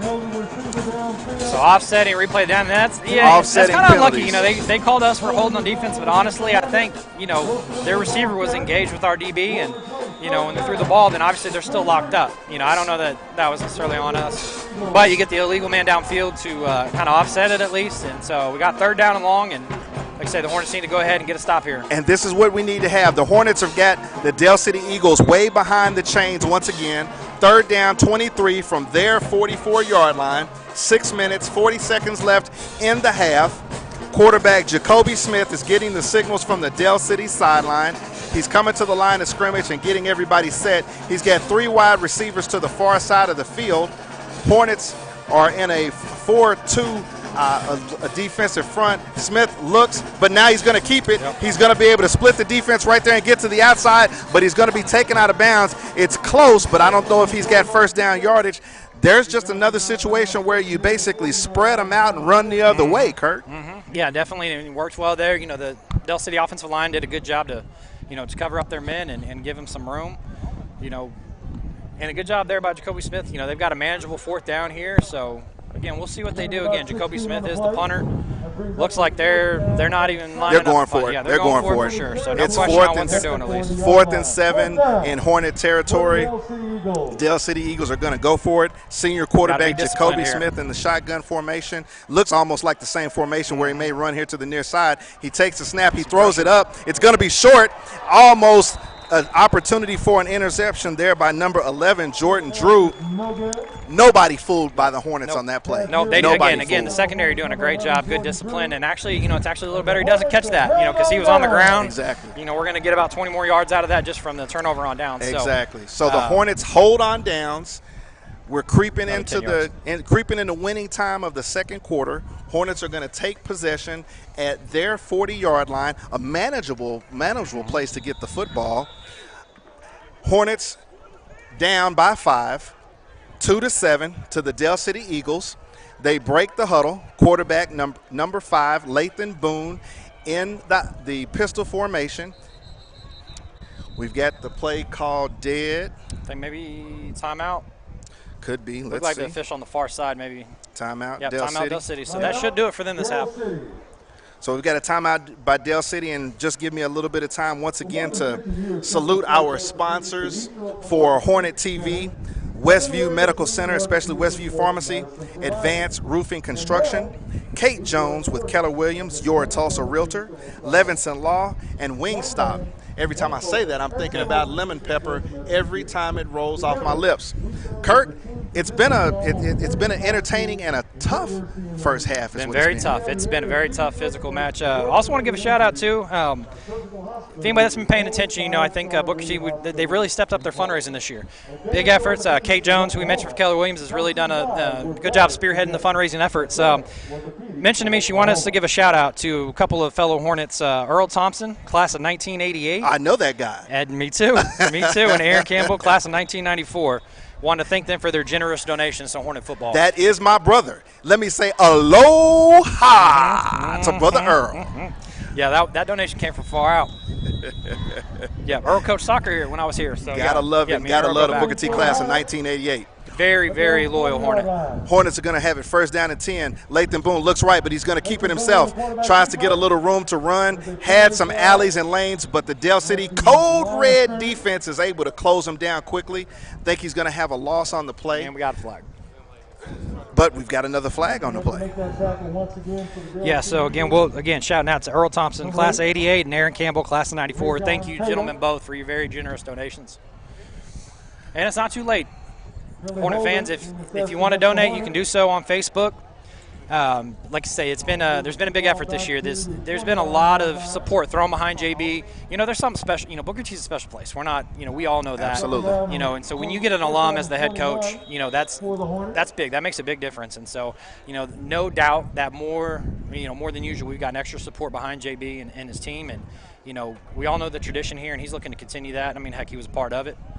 I'll get my JB story here once we get a little bit of a break in the action. All right, so we had a penalty on that play, a holding, so it moved it back. Lathan Boone swings that to the right side. We got a little speed after reception. We're going to have positive yardage. I believe that's number 2, Gentry Williams, and that's just speed, and speed kills.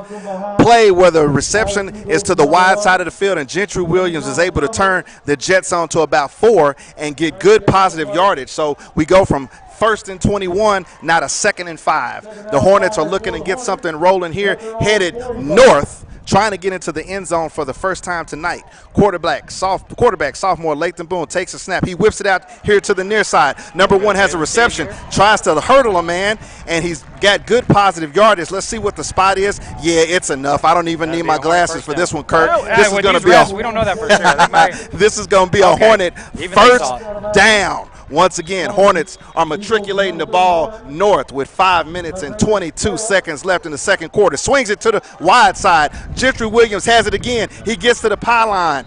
He's wrestled out of bounds over there. On the near side. That's an ugly, ugly tackle. A real ugly tackle. And Gentry Williams is down, Hornet fans. That's a reception to the far side of the field, as we've got some trainers getting over there. Gentry Williams makes the reception, gets positive yardage, and gets to the pylon to get another Hornet first down. But on the tackle over there, it looks like looks like the Del City defender basically pulled all his weight into Gentry Williams' back. Yeah, I think we had a guy go low as well, just a high low. Nothing dirty, just, it's football, aggressive play. But, yeah, unfortunately, I think just, got rolled up in a bad way. Hard to tell exactly what all we got. Obviously lower leg, it appears to be. While we're seeing what's going on with Gentry Williams and talking about physical play, one of the things that I wanted to bring up was a discussion with Coach Jonathan Brown, and you've got a story to tell about him. He mentioned that this particular team, the 2020 version of the Booker T. Washington Hornet football, got initiated early with physical play in the Jinx showcase, which was a few weeks ago. Jinx came out in 21 or 22 formations, which fans 21 or 22 is 2 backs, 1 tight end, or 2 backs and 2 tight ends. And Jinx wanted to be physical up front against Booker T. This is how they came out. There was no 4 wide, no split backs, no type of read option. They came out in old-fashioned smash mouth football. And the Hornet defense had to learn quickly how to handle physicality, how to be physical, and that's how the game is played. No, absolutely. And preseason scrimmages with Jinx is something that's gone back. Really, I think a long time. When Coach Jimerson came over from Jinx. Before that. We used to call it the watermelon ball. Okay. Now we can also talk about the '98 regular season game between Jinx and Booker T. Absolutely. Jinx may not want to talk about it, but hey, you know what? This is a Hornet station, so we can talk about it. Exactly. I come from an era where people would say Jinx and would say, well, sophomores are going to play after the first series. There's no love for Jinx here from me, class of '88. Yeah. But I bring up the Jinx showcase and the physicality because it's something that Coach Brown wanted his team to basically instill in how they were going to play. You can't be a pretty boy and play defense. You got to come up and put a hat on a hat and take a man to the rack. Is what you have to do. So right now, we've got Gentry Williams being assisted off the field, and unfortunately, Kirk, he's not putting any weight, looks like, on that right leg. So right now, that's not something good that we want to see. That's Gentry Williams, and unfortunately, I wasn't able to really give a lot of information about him, but Gentry Williams is a 6', 170-pound junior. He's a 4-star Rivals. He's got a 4-star Rivals ranking. He's the highest ranked player in this particular game, and there's a bunch of kids in this game that have D1 offers and are D1 players. Gentry currently has 13 offers. OSU, OU, LSU, Southern Cal, Michigan, and Arkansas are amongst them. Gentry is ranked 43rd nationally in the class of 2022, and he's the #1 player in the class of 22 in the state of Oklahoma. So right now, we're seeing, one of our best players being taken off the field assisted by head coach Jonathan Brown, not putting any weight on his right leg. Looks like it might be his right ankle. Hopefully, we can get him back because, he's somebody that we need. But, Kirk, it's next man up. That's right. Yeah, next man up. We're just going to, the main thing is, you pray that it's nothing serious. Looking at it there, I'd be shocked if we see him back tonight, but more importantly, just want to make sure that he's better there. And again, you know, talk about a guy built on about speed and quickness, and you know, lower leg injury is going to be tough to. Lathan Spoon swings it out to number 1, another reception. It's going to go for positive yardage and knocked out of bounds. That's Jalen Teague, and I'm going to tell you, Jalen Teague is a good-looking, big, wide receiver. I mean, from here, perched up atop high at S.E. Williams Stadium, he jumps out at you. I mean, I don't know what he looks like on the HD TV, but he jumps out at me. I mean, that's a big cat. Yeah, absolutely. You know, there's something different when you see something, you know, see a game live or see a player live, you know, versus on TV. And the ones that really jump out at you live, you know, those are those real difference makers. It looks like we got a busted play. Lathan Boone busted play, but he still makes the pass out to the right-hand side. Looks like, is that number 24? Wide receiver. Looks like Ethan Washington. Yeah, looks like number 24, I believe. Check that. Ethan Washington on the reception. We've got a third down and just one. We've still been able to get some positive yards out of this drive, even out of that busted play right there. Great play by Boone. Lathan Boone went right and everybody else went left. Yep. So Hornets are going to scrimmage here late in the second quarter from the Dell City 38. You really want to do something here because Dell City gets the ball to start the second half. So you'd really like to, you know, punch it in here and have a chance to go into halftime on Boone top. with the snap, looks to his right. He's got a receiver out there and makes the reception, and it's going to be good for first down yardage. So the Hornets are still going, folks. The Hornets are driving north. Good enough for a Hornet first down. Lathan Boone and the Hornet offense has basically gone to the quick strikes, quick flares to the right and to the left. Doesn't look like Dell City is rolling anybody down, probably in respect of the Booker T. Washington speed on both sides of the field. Yep, and you can tell I think we've abandoned the run a little bit here, just, you know, not having a lot of success, trying to open things up. And, you know, a lot of times this is something, you know, extension of the run game, they say. I'm not always the biggest fan of these, you know, these bubble screens. Just, you know, we've seen some go wrong here tonight. And Boone this time with an inside give. The defense gets a yard upfield and makes a read. That's once again our workhorse running back, number 29, Jaden Carroll, on the first down carry, but he's not going to get any positive yardage. He's taken down, I guess, by Solomon Stevens for the Dell City Eagles, another one of those strong members of that code red Dell City defense. It's going to be second down behind the chains for the Hornets. And you can see, like I said, I think they're trying to, you know, throw the bubble screens, try to open up the, you know, the middle a little bit. Obviously, it's not, you know, it wasn't working there. You know, you also use those bubble screens hopefully to set up something deep, you know, when you get a chance. Obviously, you lost a deep that Drenchie Williams, but, you know, we got a couple more that can make plays. So Boone looks, but he's going to keep. He's going to be able to get positive yardage right up the A-gap quarterback keeper. Still like taking 55, down. Kevin Green leading the way on that one. Kevin Green, another one of those Dell City Eagles that's a big-time college prospect-looking kid. I think they said committed to North Texas, so Kevin Green going to the Mean Green. That'll work. Kevin Green to the Mean Green. I like the way that sounds. Because you know that's where Joe Green. Mean Joe Green, yep. Kevin Green, not a bad football name either. Obviously Not a great a bad linebacker name. for the Steelers back in the day. And nothing like a Pittsburgh Steeler. Lathan Boone takes a snap. He's looking. He's got a man over the middle, through the hands, and he's hit hard. Looks like we might get a personal foul penalty here. But welcome to S.E. Williams. That's a hit put on right there by number 6. Yeah, it's that man again, mama. That's number 6, Donovan Stevens, folks. He came over and definitely laid the wood on the Hornet wide receiver who didn't catch it. You know, as Coach Ted Alexander used to always say, you may as well catch it when you're going to get lit up. When you wake up, you might as well find out it was for a first down. Right, absolutely. Man. Yeah, and like I said, that should at least give us automatic first down. That's a heck of a hit. Yeah, Dell City's been very physical. You know, even, you know, really up to the end of the whistle. If you kind of watch on the peripherals, the cornerbacks and receivers, you'll see a lot of battling going back and forth, you know, up through the whistle. And so, but you got to be careful. You know, obviously we've seen a couple, you know. So penalty of personal foul, shot to the head by Dell City. We're going to walk off a 15-yard penalty that's going to take the ball for the first time in the game, Kirk, into the Dell City red zone. Booker T headed north. 3 minutes, 4 seconds left in the half, down by 5 to the Dell City Eagles.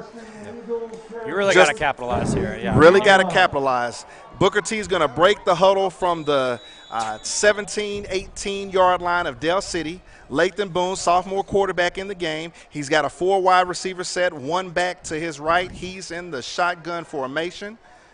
Dell City finally rolling people up. We've got an inside carry. He's going to be able to bust through the line. He's going to get there, folks. Hornets, that's a Booker T touchdown. Number 29, Jaden Carroll takes the inside give, and nobody was home. I don't see any flags, partner, so I think we got a legit touchdown. And there are no flags. As the pride of the T Connection cranks up Hornet victory, I am happy to say Booker T 8, Dell City 7, 2 minutes, 59 seconds left in the quarter.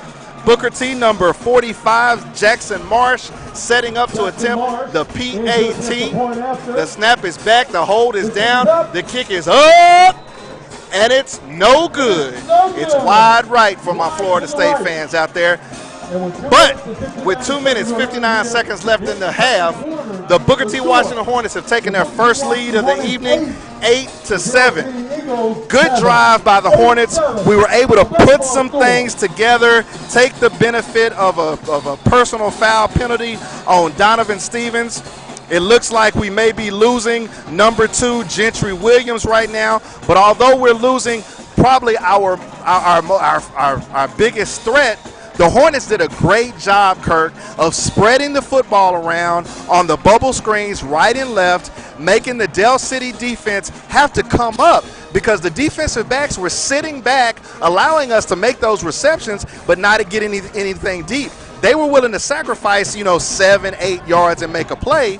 But as I said on that particular play, as soon as Dell City rolled everybody up, we go zone read, give it to Jaden Carroll, and Jaden busts. Mm-hmm. He did, and that's the thing.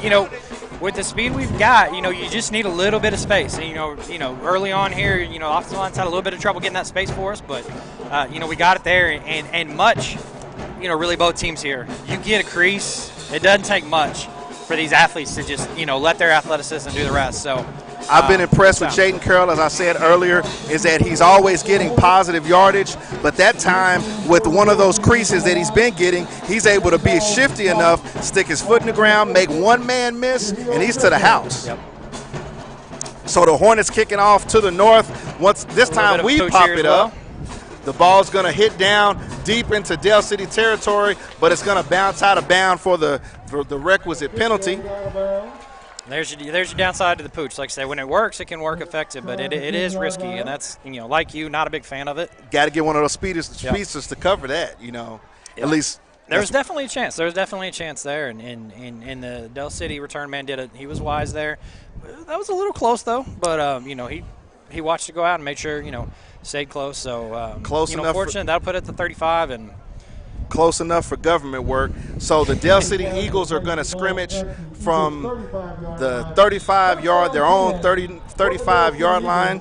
Quarterback Jacoby Smith going to be operating once again for the Eagles.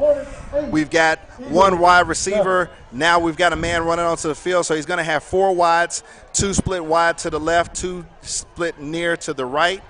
Smith in the backfield by himself in the deep shotgun with his running back up close to the line of scrimmage. It's going to be a quarterback keeper. Smith is going to come to the near side, try to cut back, but our defense is right there. Several Hornets on the tackle. Kirk, I can't say enough. Running and attacking the football is good football. Even when you have athletes that can come up and make plays, you got to have somebody behind you. Yeah. I mean, it's just old school football, right? I mean, it's a little bit of that wildcat, that we see. Obviously, here in Oklahoma, we've seen our, the Blake Bell, the bulldozer, bulldozer that OU was running. Oklahoma State had their, JW Walsh, formation, and obviously us Booker T fans obviously know one of the more famous Wildcat offenses would have been our own. We've got a pass by Jacoby Smith to the far side of the field, but this time the defender for Booker T jumps it. I believe that's number 25, Jaden King, who basically steps in front of the far side post route. Interception. Booker T is going to take over in Dell City territory.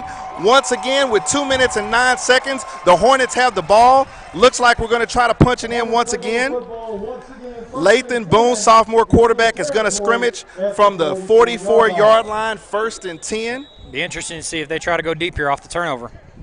You got a sudden change, so we'll see. Oh, I love that. Give me a turnover. I'm running. A 9 route is coming. You best believe it. Somebody's running a 9 route. I'd be sending Jalen Teague. Boone takes a snap. He's looking. It is the 9 route. He goes deep here to the near side. The wide receiver gives up on it. However, I don't know if there was a miscommunication, but that's going to be overthrown. Pass was intended. Turned around, kind of lost his footing there. Pass intended for Jalen Teague. I promise I do not have any type of communication with the Hornet coaching staff. I'm just saying I get a turnover, I'm going deep. But that's incomplete. Still have the ball in Del City territory. 2 minutes, 4 seconds left in the second quarter.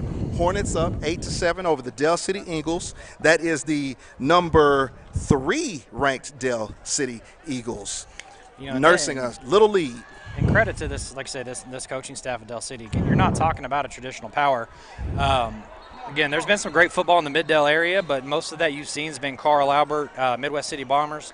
But like I say, and again, you've got that Carl Albert influence, and you can tell by the way they play. They're very physical, they're very disciplined, and yeah, I mean that's definitely a lot of that Carl Albert influence. And hey, yeah, if I'm in the Mid-Del area, honestly, if I'm anywhere around the state of Oklahoma, I'm peeking over and seeing what Carl Albert's doing. Much like Jinx, much like Booker T. You're absolutely right about that, Kirk. The tradition is on the Hornet side of the field. Del City's coming off of its best season since 1976 last year. Okay. So we're talking about a lot of down years over in the Mid-Del area if you're an Eagles fan. Yeah. Here we got Lathan Boone, 3rd and 10. He takes a snap. He's looking. He's going to loft this one in the middle of the field on the post route. Had a man that got behind the defense, but it was a little bit strong over everyone. That's going to be incomplete. Let's see. Coach Jonathan Brown is going to have to make a decision here if this is 4-down territory. I don't believe so. That pass was overshot for number 4, Micah Tees. And that tells me something, to be honest with you, Kirk. I mean, Gentry Williams may not be in the game, but with Teague and Tees, I don't care what the code red is trying to do. There's enough speed out there to beat them deep. Yeah, now, you can get it. We can get just get him in sync there and connect on one of them. Lathan Boone has got to take the snap, set his feet, stand tall, and deliver a strike down the field. Put just enough air on it to let his man run up underneath it. But that lets me know that there's guys back there that can run it. I don't know if Del City can run with us. Here's another good punt. It's going to come down nose first. This time it's going to roll the right way. Looks like the ball is going to be downed it just on the other side of the 10-yard line for Del City. That's where they're going to take over. Great punt. Let's once again recognize our sponsors: Wingstop, Levinson Law, Kate Jones of Keller Williams, Your Tulsa Realtor, Advantage Roofing Construction, Westview Medical Center, and my guy, Earl Thompson, who's just a guy. He's just a guy. That's Earl. Just a guy. Let's thank Aaron Campbell as well. So my question is, how many times do we need to mention Wingstop to get some wings up here on the press box? That's what I'm trying to figure out. As our producers look over saying, absolutely. I'm trying to do a diet, Kurt. You got to just get, and then you got to get smoked. The naked smoked wings. Naked smoked. I can do that. No fries? No, that'll kill. Del City going to be taking over at their own 11-yard line. Jacoby Smith, quarterback number 2. It's going to be an inside give to number 3. Good blocking for the Eagles. However, he's going to be wrapped up by the Hornets. We've got some flags on the play, but we've got another flag on the play. The back judge threw his flag, so he had to throw his hat. Yeah, back judge threw his first flag, and then he had to go to his backup flag, which is his hat. So we may have offsetting penalties here. I'm thinking there was probably going to be a hold, Kurt. Got a hold first, I believe. The other one may be against the Hornets. We may be offsetting here. We'll see. We're going to see. Let me take this time to basically give a shout-out to the man with the steady hand, none other than Maverick, and you best believe the pattern is full, Ghost Rider. Maverick providing the wonderful views for everybody on Hornet TV up here high atop S.E. Williams Stadium. Sun has set. We've got darkness. I can look back over my right shoulder and what? Yeah, the light is on at the barber shop. Please someone tell the barbers up on Pine that the light is on at the barber shop. We're here in S.C. Williams Stadium. We are kind of up in the tower, aren't we? It kind of has that Top Gun feel a little bit. It does. 1 minute, 37 seconds left in the second quarter. Hornets leading 8-7 over the Dell City Eagles. Basically, to recap, it's been a struggle all night really for both teams, although Dell City has been the more physical of the two teams out here. Booker T is finally beginning to gain some momentum and get some things going. Unfortunately, it looks like we've lost, at least for the rest of this game, star wide receiver number 2, Gentry Williams. Jacoby Smith in the shotgun formation for Dell City. He takes the snap. He's looking. Snap. He's going to throw. He's going deep down the near side. He's tempting Keywan Parker. A lot of hand fighting going on. However, is there a flag? Is there a flag, Kurt? No flag on the field in this one. Okay. We'll take the incomplete at least, but yeah, it'd be nice to get that holding back. But, I think we've only seen somebody attempt to pass on Keywan Parker maybe 2 times against Southmore, and that's the first time tonight. Keywan Parker is an Arkansas commit. Very skilled and very talented young man. I think one of the things is that I'm most impressed with Keywan Parker is not his natural ability, it's his skills. You watch his footwork, you watch his good hand-eye work when he's pressing. He's a true cover corner. And he's been matched up against number 7, Sherrod Davis, a lot for Dell City tonight. And he's in your face. He's pressed up. And so I like to see it play. Smith takes a snap, calls his own number on the Apollo sweep here to the near side. He's going to get a couple of yards, but he's going to be taken down by the second wave of the Hornet defenders, the linebackers in there. We're going to definitely make sure we reset the starting lineups for you as we start the second half. You know, we talked a lot with Jacoby Smith on, when your quarterback's basically the running back and getting an extra blocker. Well, you kind of can say the same thing for Keywan Parker. When you got a corner that you can trust out there on an island and just go one-on-one, it helps you a lot. You don't need to worry about a safety covering over the top. So, a little bit can balance out what they're doing with Jacoby Smith, on the Wildcat. And, speaking of Arkansas as well, as we got cut off a little bit earlier, but famous Hornet Felix Jones was part of that wild hog offense with Darren McFadden at Arkansas, baby. And really were the ones kind of bring it into. Jacoby Smith takes it. He's rolling out left, but it looks like a guaranteed run to me. He gets a few yards. We still got a little extracurricular activity in the middle of the field from the backside, but no flags are thrown this time. I'm telling you, I hate to say it. It'll be the first time I've said it tonight. It's getting chippy. It's definitely getting chippy, and they got to be careful. I'm a little surprised we didn't see any flags there, and it's really going both ways. But chippy, whatever. Somebody wants to let somebody else know who the man is. That's period, point blank. That's how it goes down. We've got 2nd and 10 for the Eagles. They've got 3 wide receivers here to the near side. Just right before the half. Here's the snap. He does get it off. Here's a long pass to the far side of the field, trying to make a connection out there to number 14, but it's overshot. So Jacoby Smith is incomplete. At the end of the first half from S.E. Williams Stadium tonight, the Booker T. Washington Hornets lead the number 3 Dell City Eagles 8-7. Been an interesting first half. We're going to recap a little bit of it for you. Kirk, let me just ask right off the bat, what do you think you've seen so far? Whew. It's been a good one. Oh, I'm open-ended. It's been tough. Yeah, I'm open-ended. It's been physical, like you said, and when both teams have the ball, you just get that feeling that somebody's getting ready to break something big. Both teams, particularly Booker T's defense, is playing close to the line of scrimmage. And they really have done a good job of eye discipline, gap discipline. Making sure they're in the right spots. Again, you had some missed tackles led to their touchdown. Had a few of the missed tackles led to big plays. Luckily, it didn't hurt us. Both teams had a lot. There's been lots of penalties both ways, turnovers both ways. And both teams have profited off turnovers. Obviously, both of Booker T's, we got the safety for 2 and then a touchdown off of a turnover.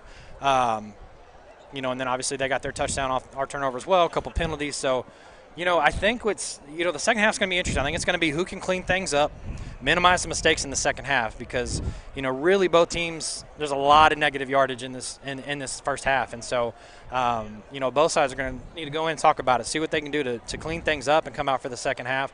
Special teams has been interesting. Booker T's had a couple good punts. Again, one got a bad bounce. The other one, he did a good job down in the men. So there's a lot of field position battles going on here.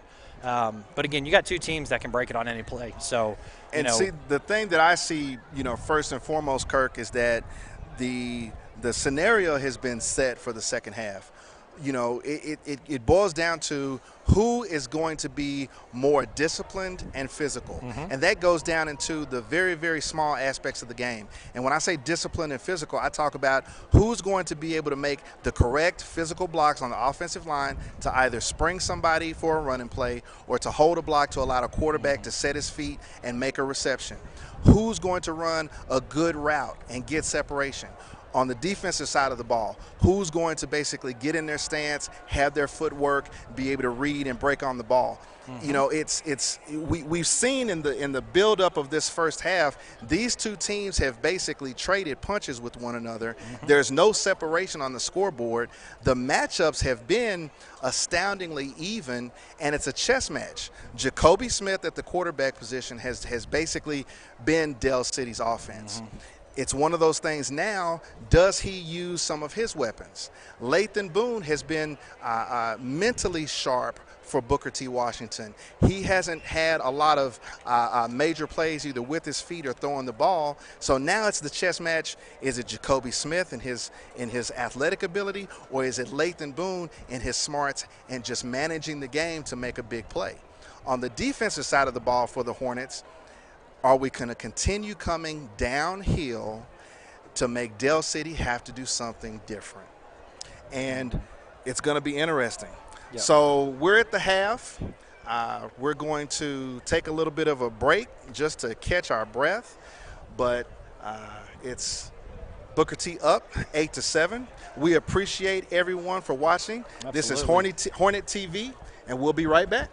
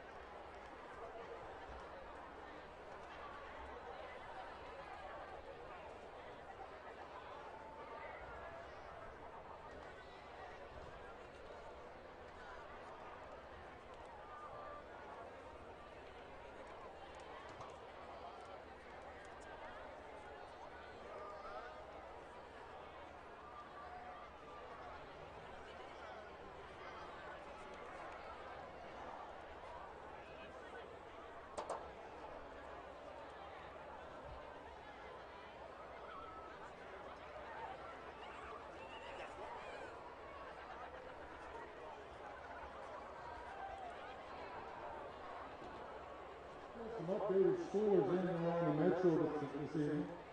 In Class 6A Division I, in the third quarter, it's Broken Arrow 14, Union 7. At half, it's Bigsby 28, Jinx 21. At halftime, Ponca City 17, Enid 13. In the second quarter, Westmore 23, Moore 14. At halftime, Stillwater 29, Edmond Santa Fe 12.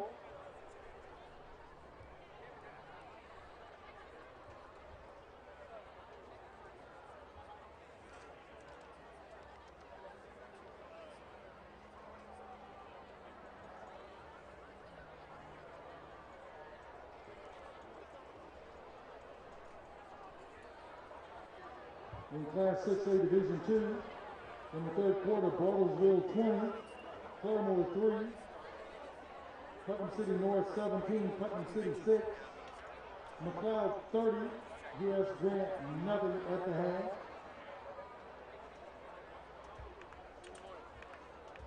Also at the half, Midwest City 20, Carl Albert 14.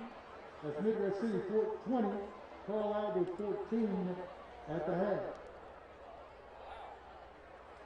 Also at the half, Walton 24, Duncan 6. In the second quarter, Sand Springs 17, Bishop Kelly 7. In the first quarter, Bentonville West 13, Muskogee nothing.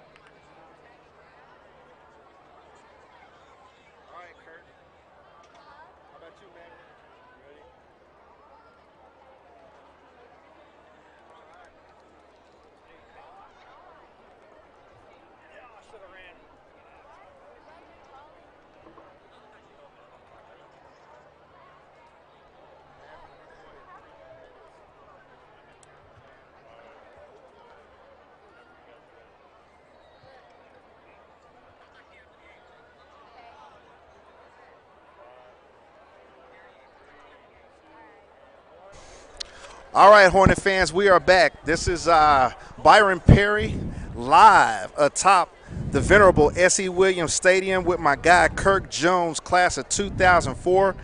We're about to get ready to get kicked off for the second half of Booker T. Washington Football 2020.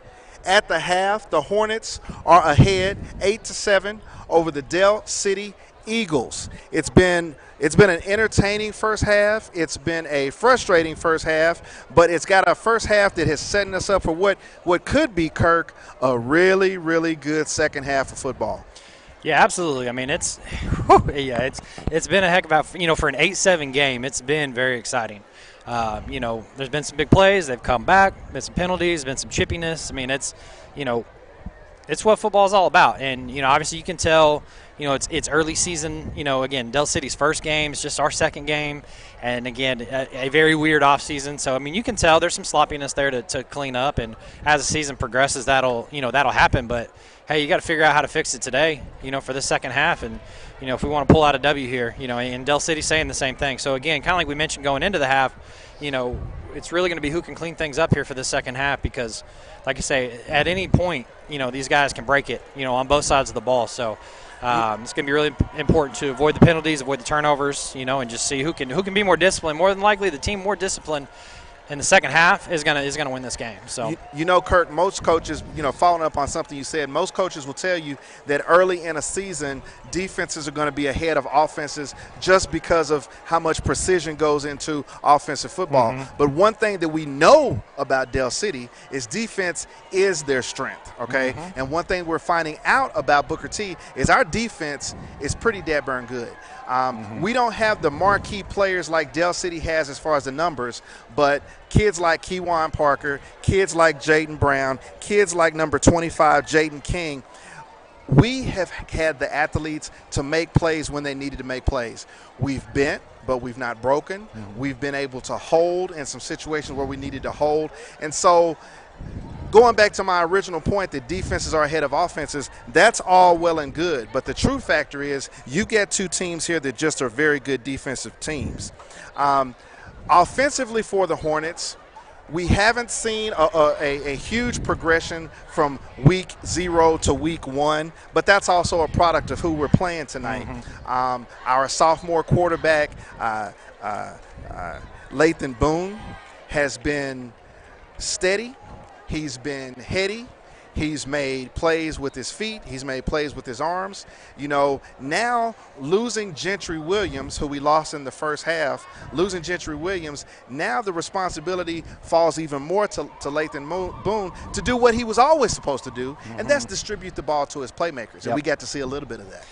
Yeah, he did a good job. Like I said, there's a couple bubble screen throws we'd like to have back, but no, I mean, he's using, like I say, you lose Gentry Williams.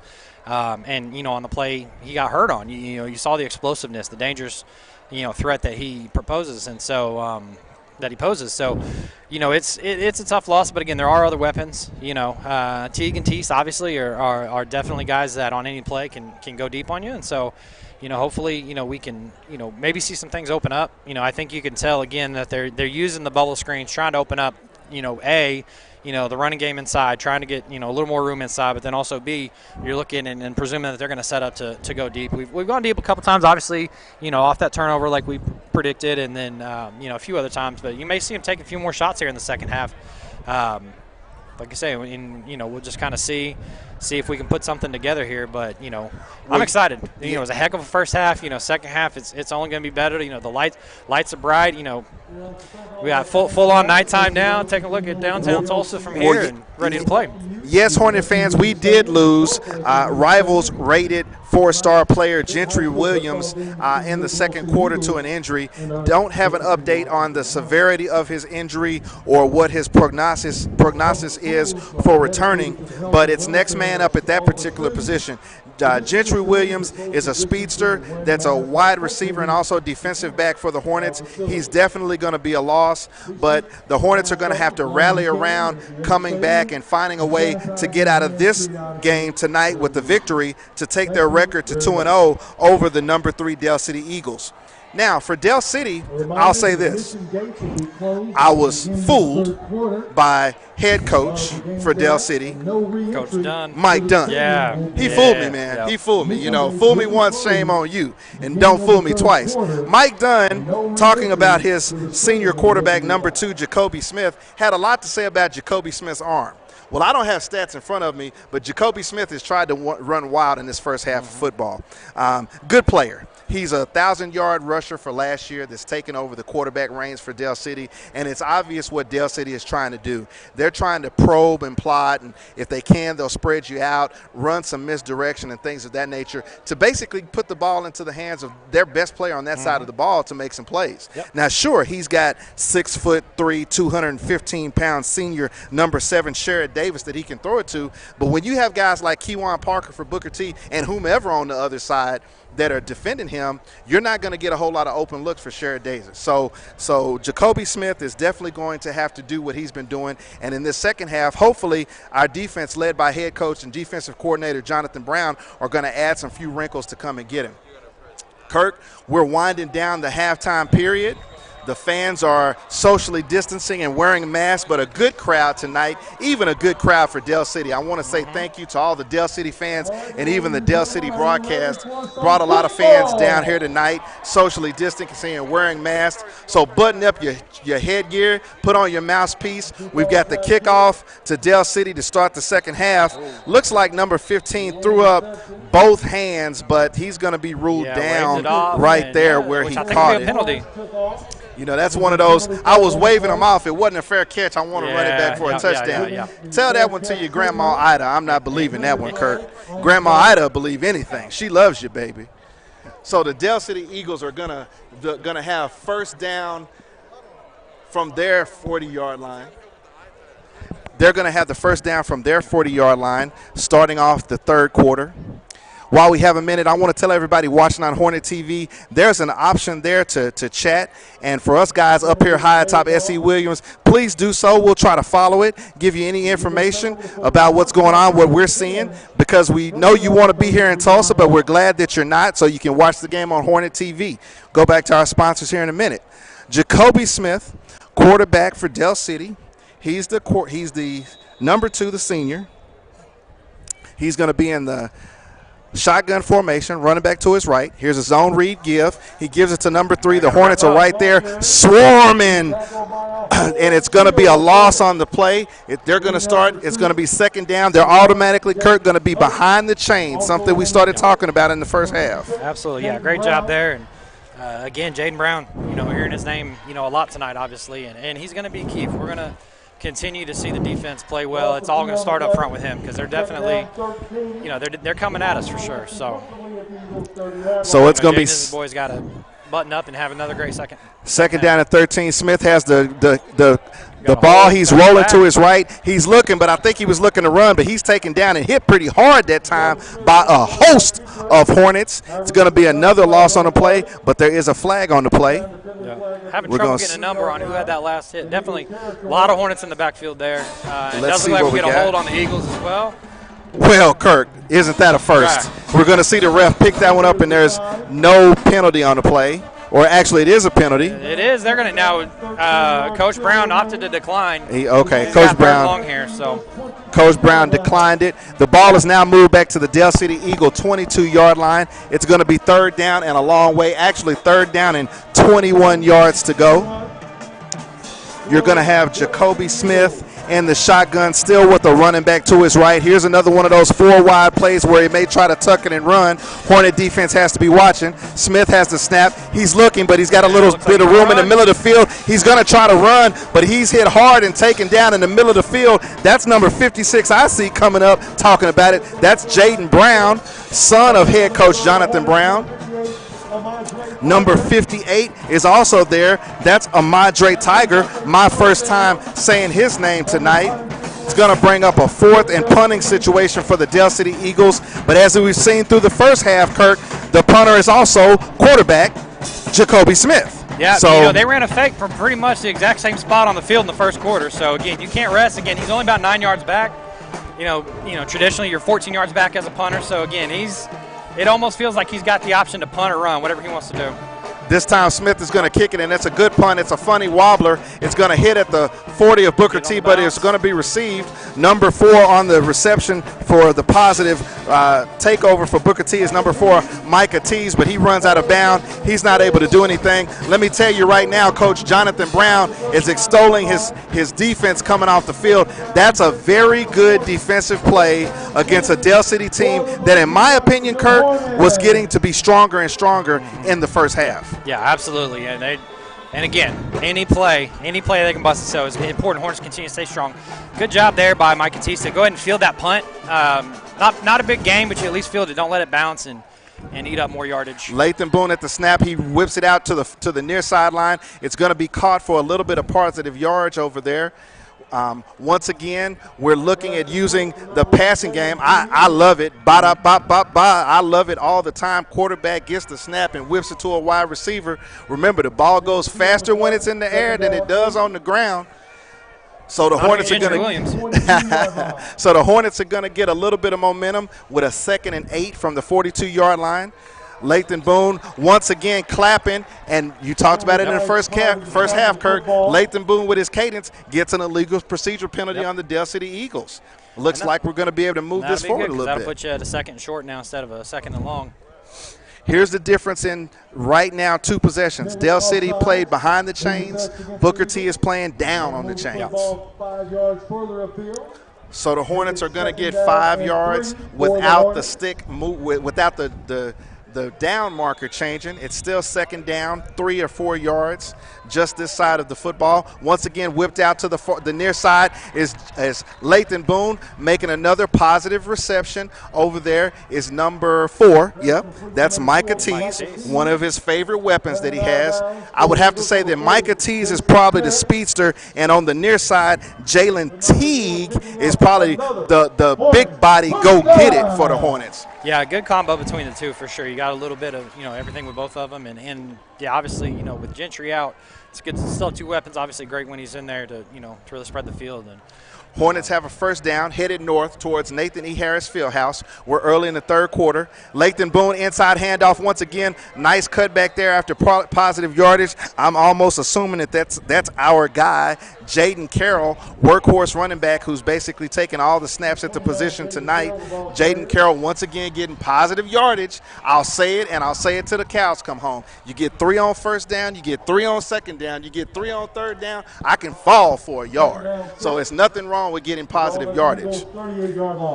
Lathan Boone going to take the snap from the Hornets from Eagles 38-yard line. He whips it out to number 1 here on the near side. It's a reception, going to be close to a first down. Fellow receiver too.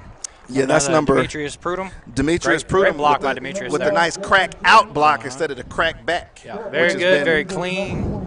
Kept his hands inside. That was a great block, and like I said, the difference between basically a no gain and positive yardage. So we've got a 3rd down. The playbook is wide open for the Hornets. They're in Dale City territory. In Dale City territory. We get another. Okay. It looks like we're going to get a first down without snapping it. Nothing wrong with it. Let's give Lathan Boone credit. He gets his men to the line of scrimmage. He gets everybody set. He starts calling something, which we're not able to hear from here, but he's done the last 2 weeks a good job of getting some type of motion, from the defense. So the Hornets have a first down, getting deeper in Dale City territory. He's done a really good job commanding the offense tonight. Absolutely. Number 1, Jalen Teague, already in his position. 3 wide receivers to the far side. Lathan Boone with a running back to his right in the shotgun formation. Takes a snap. He's looking wide. He throws it. Ball's going to be a little bit high. Now, Donovan Williams, number 6, he smells something. Yeah, he was there, and like I said, that's kind of one. That incompletion's probably better because you basically incompletion is better. Yeah, because I think you're losing yardage on that one. I had a coach that used to always say, when the defender smells apple pie, he might go get apple pie. And apple pie would be the pigskin in this situation. So we got to be wary and careful of that. Donovan Stevens, the OSU commit, he's a weapon, and he's deadly. Lathan Boone takes it. This time he throws to the near side. Number 1, Teague has it. He sticks his head down low, gets some positive yardage. Basically, we're spreading them out, Kirk, and we're getting what we can get. Yeah, I mean, a game like that, you got 2 teams capable of the big play, but, like I said, this is just old school football. A little different in the method of how you're getting the yards. You know, with the bubble screens, it's not 3 yards in a cloud of dust, you know, but it's, you know, bubble screen for 3 yards here, 3 yards there. You know, you hope to get 8, you know, on a play here and there, and just kind of, you know. It's the whip drill. I whip it left, I whip it right. I'm going to score sometime tonight. So the Hornets, Boone takes a snap. He whips it out to the right. This time a screen. It's going to be through the hands of number 13, Sterling Warren. Sterling Warren, a senior. First time I've called his name. Another one of the Hornet wide receivers. Gets through his hands. That incompletion is going to make it 4th down, 5 yards, deep in Del City territory. We're in the third quarter, 8 minutes, 30 seconds left. Kirk, looks like the Hornets are going to go for it. Yeah, you're looking at a 47-yard field goal, or pardon me, 42-yard field goal here, and there's really no room to punt. So, yeah, I mean, you're good here. You might, you know, I wouldn't be surprised to see a shot at the end zone. Worst case, they intercept it. You basically got a punt. You know, a touchback. We'll see what they do. Boone has it. He looks to swing. He doesn't have it. He's going to loft it to the middle of the field. He's got a man. It's caught. Hornet fans. He's going to be taken down, but the flag, it's a touchdown. Bottom line, period, point blank. It's a touchdown. That's Lathan Boone. Kirk, that's what I'm talking about. That's that Lathan Boone dropping back, setting his feet, and making a pass. I said it in the first half. We've got the speed. Number 9, Demetrius Prudhomme, getting behind the Del City secondary. I know it's the cold red, but we got the speed. Yeah, he did a great job, you know, staying in front of that safety, you know, getting his body in position to make the catch, and then fighting for that, you know, last yard he needed for the touchdown. So. The PAT is down. It's up, and it's good. Go ahead, Kirk. You know, we talked about it, and let's just go through the play progression. Lathan Boone took the snap. He looked to his left. I thought they were going to go for the swing screen that they were kind of setting up. But the progression of the play was, if nothing was there, which it wasn't, you had, I believe, Donovan Stevens crash because he saw the screen action. But on the backside of the play, you have number 9, Demetrius Prudhomme, running a beautiful post pattern, basically from the near side of the field. He was in the middle of the field at the hash where the ball was delivered over the top of, and Lathan Boone sets his feet, throws a beautiful pass. Great throw. That, I don't know, 30 or 40-something yard strike was right on time, right on the money. Prudhomme, you know, reels it in, and he caught it pretty much at the goal line. Yeah, and that's the thing. Like I say, you're 4th down. You're on the 25, so your options basically is, you know, a 42-yard field goal attempt. You know, really not much room to punt. So you know, again, at worst case, you're on the 25-yard line with your defense coming out. You're kind of playing with house money there. So really like seeing them take a shot for the end zone and really take advantage of the opportunity. So really did a lot of just, you know, as you like to say, matriculating down the field. A lot of bubble screens and. You know, good. A key play there was Lathan Boone with getting the encroachment on the defense. He's done a fantastic job. With the offense. I've been impressed as well that, you know, a lot of these screens you started to see Del City kind of sniff them out a little bit.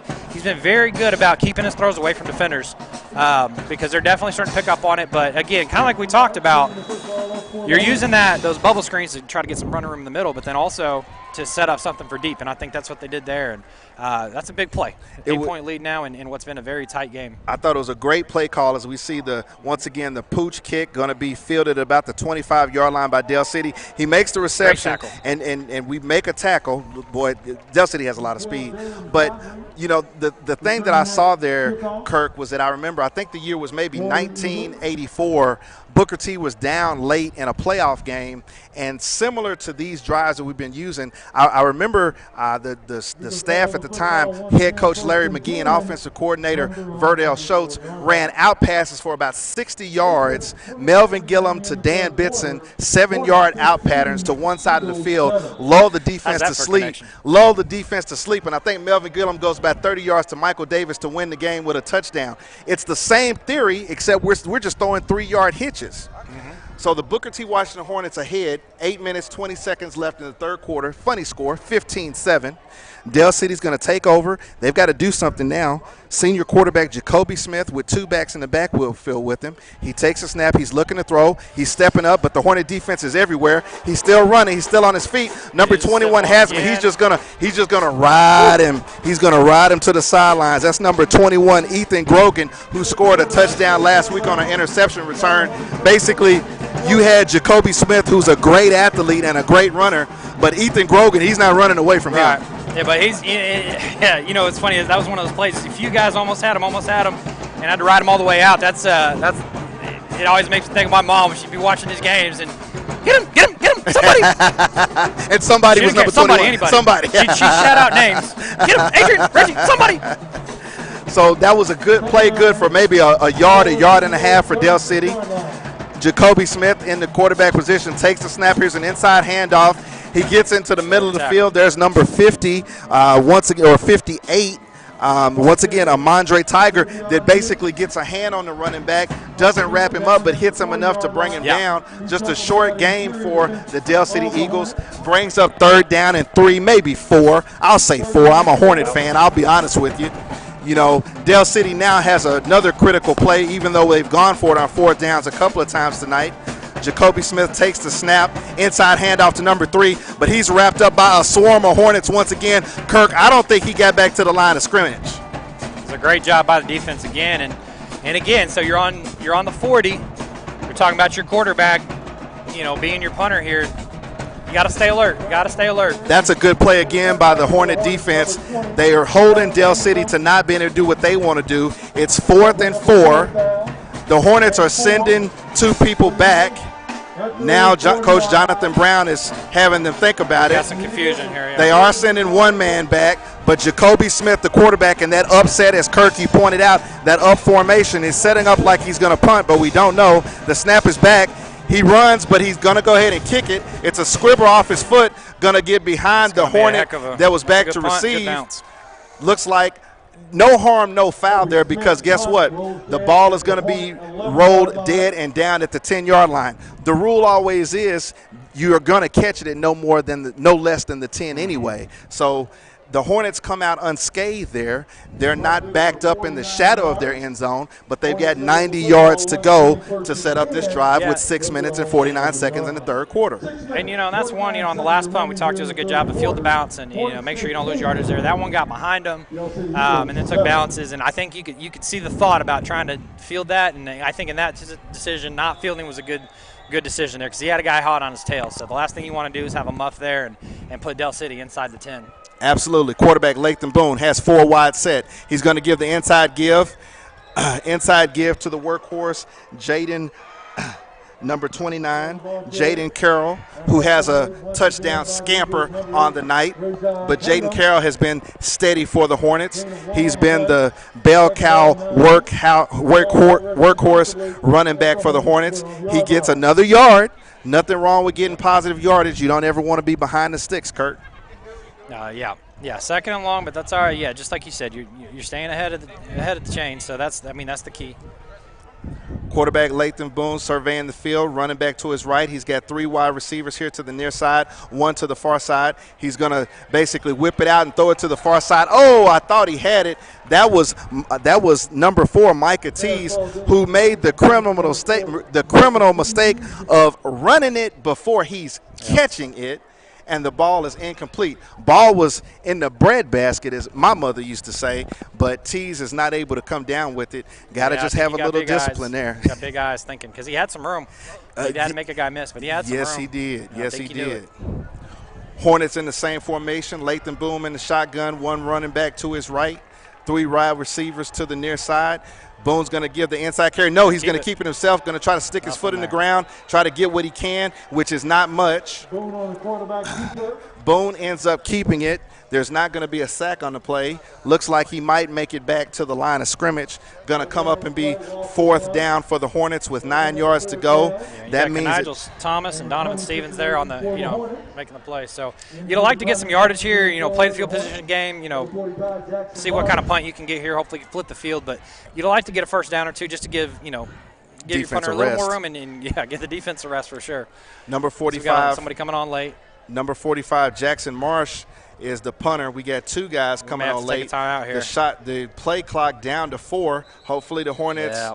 But we're going to have to take a timeout, and that's not making head coach Jonathan Brown very happy.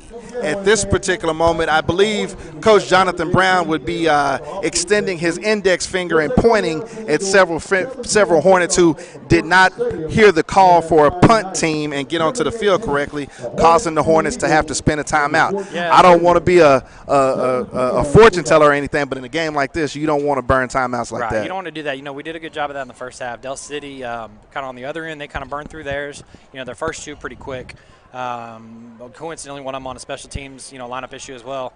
That's like I say, you want to keep those timeouts. But now that said, special teams are crucial, so you don't want to go, short penalty, and you are talking about a 5-yard delay game. Again, you're already on your own 10, basically, your own 11. So, all right, we're ready for the snap to number 45, Jackson Marsh. He gets it off. Short kick, but it's going to bounce, and it's going to take a Hornet bounce, but it's not going to get out of Hornet territory, however. Punt's going to be out of bounds. The ball's going to be in Hornet territory. Only an approximate, by my quick addition total, about a 30-something yard punt. Del City Eagles are going to take possession. It's going to be first down on the Hornet 45. 5 minutes, 6 seconds left in the third quarter. Booker T. Washington Hornets up 15-7 over the Tulsa World Rankings number 3 Del City Eagles. Hornets are 1-0 on the season. This is Del City's first game. Del City once again lines up with the dangerous Jacoby Smith in the backfield. He options his running back out to the right in motion. Smith gets it, calls his own number, tries to get some positive yards. He's going to get some positive yardage. However, there's a few Hornets there to take him down. That's a missed tackle right there, Kurt. Yeah, missed tackle, just like we talked about. Really got to minimize those, and you can see what they're doing there. They're motioning out the running back, again, trying to do a little bit of eye candy and whatnot, but they're still basically doing the same thing. It's Jacoby Smith left, Jacoby Smith right, and again, if you're Booker T, you got to stay disciplined, got to keep your eye disciplined and just make sure you keep your assignment. Don't get fooled by, all the movement. You got to be disciplined in a team like this. Good point. I'm glad you brought that up. Jacoby Smith takes another high snap, but this time number 3 is wrestled down. That's number 21. That's that man again, Ethan Grogan, the senior linebacker who's made some big plays for this team, and he makes another big play. Now it brings up third down, and with that loss of yards, it's going to be third down and 11 for the Del City Eagles. So here we have it set up as the play clock is running down. Is Jacoby Smith going to basically stand in the pocket, find a wide receiver, like maybe number 7, 6'3", 250-pound, 15-pound senior Sherrod Smith, or is Jacoby Smith going to tuck it and run it? Regardless, the Hornets need to stand up and basically get a stop here. Territory here too. Smith has it. He looks back to his right, but now he's going to run to the near side. He's still looking, but he's running laterally. He's going to give himself up because there are plenty Hornets there. Jacoby Smith basically just takes his stuff down, and he's going to be in Del City territory. Another loss. And you lose yardage there, so now you're probably looking at a punt, versus if he gets a few yards positive there, then you're probably looking at going for it on fourth down. I'll take it like a waffle from the Waffle House. That's a loss of yards. Del City now going to have fourth and a lot more than they need. My friend got kicked out of Waffle House because he wanted pancakes. Del City on their side of the field is fourth down. Looks like Jacoby Smith is scrimmaging with some of the other specialty players for Del City. The play clock is basically going to run itself down, and they're going to take the loss of yards right here basically to set up the punt once again. No, they take a timeout. Okay. So here we are, 2 minutes, 57 seconds in the third quarter. Del City Eagles are down to the Booker T. Washington Hornets 15-7. You're watching and enjoying Hornet TV, brought to you by our sponsors, the Westview Medical Center family, Advantage Roofing Construction, Kate Jones of Keller Williams, your Tulsa realtor, Levinson Law, Wingstop, and Kurt, your man Earl Thompson. Nothing like that guy, Earl Campbell Thompson. as well. Thank you again. Generous donations. And it's funny, I'm glad you brought that up because I wanted to let everybody know for those that would be interested in donating. And, hey, we all know every little bit helps, but we also know this is a tough time, right? So if anybody can do anything, we certainly appreciate it. But, again, We know it's a tough time with everything going on, so if you can do something, great. If not, we still love you, Hornets. It's a Facebook page for Booker T. Washington Hornet Football Fundraiser is the name of it. Again, Booker T. Washington Hornet Football Fundraiser. It is a private group. If you're in it, if you're listening, you're in it. If you'd invite as many Hornets as you know, we definitely appreciate it. Again, any donations, like I said, every little bit helps, and will help these young kids, help these young men with equipment, travel, services. There's a lot of costs we don't know about in these programs. Here's the punt by Jacoby Smith. It looks like it's going to go over the head of the back man for the Hornets and get a touchback. Finish that sentiment, Kurt. Yeah, so like I say, a lot of cost and efforts go into the program, and what Coach Brown is doing is really trying to take us to the next level. And I know it's kind of crazy to think that Booker T could go to another level, but we can. Like I said, we've got a great coach in place, and again, we've had some very passionate Hornets really, step it up this year and get things going. And so, yeah, if you'd like to contribute, we'd love it. But honestly, hey, just if you want to join us on Friday nights this fall, we'd love to have you. We'd really love to hear in the comments where y'all are from. Our man Maverick will read those off, kind of let us know where everybody's watching from, and would love to know where our Hornet Nation is at. All right, the Hornets are going to take over at their own 20-yard line after the touchback. Quarterback Lathan Boone pitches it to the wide receiver coming across the field. He had a little bit of room, but it closed quickly. That's basically wide receiver number 26. That's, Deion McKinney Jr. goes by DJ, but I'll give him all his love and love for his dad, too. So that's Deion McKinney Jr. on the first down. No gain on the play. It's going to be 2nd down and 10 for the Hornets. That's a play right there, Kirk, that we saw the Hornets run to Gentry Williams a couple of times last week, and that's, a situation where his loss becomes visible. Nothing against Deion McKinney, but when you've got a track man speedster, it makes that play even more deadly. Boone sets the Hornets. They shift in tight this time. He takes a snap. It's a cutback to the running back who gets positive yardage this time. It's going to be, once again, number 29, Jaden Carroll. I tell you, those holes are closing fast. Those holes are closing fast. Real fast. Code red defense closes holes. But the thing about it, the Hornet offensive line, I got to give them credit. I got to give the pretty boys up front. I got to give them credit because we're getting something. We're getting something, not negative yards. Playing behind the chains is not what you want to do. So it's going to be 3rd down for the Hornets, 7 yards to go. Lathan Boone has 3 wide receivers to the far east side of the field. He takes a snap. He looks to the middle of the field. It's going to be a reception. It's Prudhomme again. He's got one man to beat, but he's taken down. Number 1 comes in on that play. That's Kanigel Thomas that comes in and makes that play. Boy, that's closing speed. Yeah. That's closing speed. But that's good enough for a Hornet first down. That's right. Speaking of speed, Prudhomme's so fast he came out of his shoe. I think he's going to come off and get that back on. But that's a great catch. Used his hands, saw the ball in. Exactly. Caught the ball with his hands and brought it to his body. Got a good grip on it. The eagle claw, the forearm, and the rib cage. But once again, sophomore quarterback Lathan Boone takes the snap, drops back, sets. He anchors that right foot in the ground, comes nice over the top, and delivers the ball downfield into the middle of the field. That's really not a difficult throw, to be perfectly honest with you, because you're not delivering it that far. Lathan Boone again in the shotgun formation. Basically faking the play cadence. Meerkat offense going here. Now he's got a little check with me, checking to the Hornet sideline. He motions to the black Hornet headgear that he's got. Looks like he's ready to go this time. Takes a snap. Inside give to Jaden Carroll. He's got some room in the middle of the field. Some cutbacks. Jaden Carroll, he's getting shifty. He's getting shifty. Yeah, I'll tell you, if they can keep opening holes like that, he can really help do some damage here. He does a great job holding on to the ball. Because, like I said, this Delta City, that code red defense, they're delivering licks. There's nothing wrong from downsizing from a Delta 88 to a Ford Mustang, Hornet fans. That's Jaden Carroll with enough for a Hornet first down.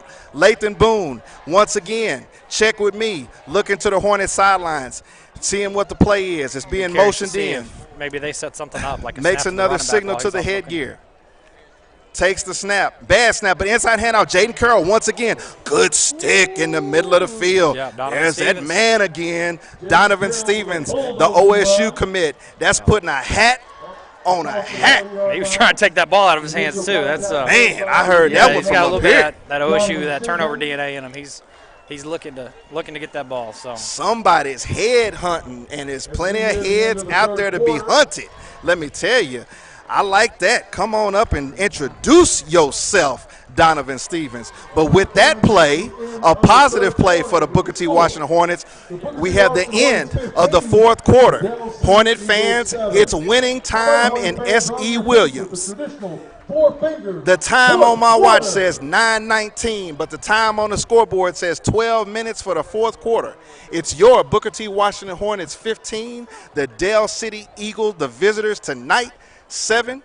It's been a good one, Hornet fans. We've got 12 minutes to basically do nothing but put up the shouting and put the horses to bed.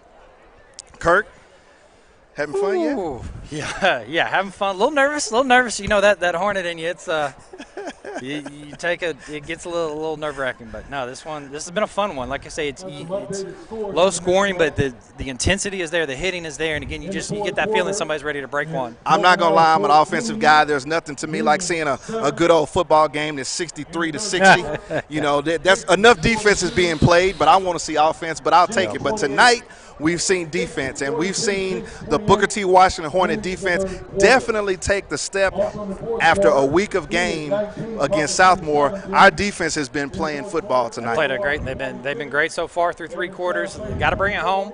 Got to bring it home and stay disciplined again. So we'll see if the offense can get a little bit of, maybe help build the cushion possibly. So here to set it. Sophomore quarterback Lathan Boone now going to the north. He's got 3 wide receivers to the far side, 1 matched up on the near side. He basically gives the zone read carry once again to the workhorse back, Jaden Carroll, number 29. At the time of that snap, it was 2nd down and 5. I believe Carroll may have gotten back to the line of scrimmage. I love it that the kid doesn't get negative yardage plays. If he gets something, the worst he's going to do is get nothing. So it's going to be 3rd down and 5 for the Hornets. Hornets have been decent on 3rd down conversions tonight, especially in manageable yards. The whole playbook is open. Yep. We got 4 wide receiver set. Jaden Carroll to the right now of Lathan Boone, sophomore quarterback. He takes a snap. He looks. He drops. He swings it out to Carroll. Carroll got 1 man to beat. He's made the reception. However, he's going to be wrestled down. That's a good tackle out there, folks. That's number 7, Sherrod Davis, the wide receiver, coming up, going both ways for Dale City. We got a penalty on the play. Usually in the area holding here, so we'll see. But that's a great tackle. In that area, huh, Kirk? In that area? Yeah, it's in that area. And we're waiting. So we're waiting. It'd be interesting to see if they decline that. Be 4th down. You probably decline, just have the Hornets punt, but who knows? It's in the area, and it is confirmed. It's holding. It has been declined by Dale City. So the Dale City code red defense is going to hold. It's going to be 4th down for the Hornets. We're just started the 4th quarter here at S.E. Williams Stadium. Beautiful night. We're fully dark now. The lights are on. Good spot. I look around and can see the North Tulsa skyline, look back to over my right shoulder and see the downtown Tulsa skyline. The BOK Tower is still standing. Hornets number 45 back, Jackson Marsh. He's going to get it away. Good punt. Good punt. Definitely going to back up the Eagles. Good bounce. Looks like we're going to be able to down this one deep in Dale City territory. We're waiting for it to wobble. And now it stops. Ball is down inside the Dale City 5. The ball going to be down at the 3-corner yard line for number 45, junior Jackson Marsh. It wasn't a coffin corner, Kirk, but he got the job done. Got a great bounce, and like I said, leading into it, it's a great spot to punt from. You're sitting, I think we're at the 50-yard line, 45-yard line, so you really kind of you don't have to be as precise with it. You can pretty much let loose on it when you're punting there. And like I say, if you're going to get a 35, 40, 45-yard punt anyway, that's, versus being in, say, on your 40 or the 35, and you're really trying to take something off of it. Right there, he really just gets to let loose and got a great bounce. But, put his foot in the bounce was great, but you got, good air on that as well. All right. So let's see if we can get them back down here like we couldn't do in the first quarter. Dale City Eagle quarterback Jacoby Smith basically going to be taking this snap in his end zone, running back. They're in a bunch formation, but 2 wide receivers to the far side. Play clock running down under 10 seconds. He's still thinking about it. Now Jacoby Smith takes the snap, calls his own number, just going to put his head down to get out the shadow of his end zone.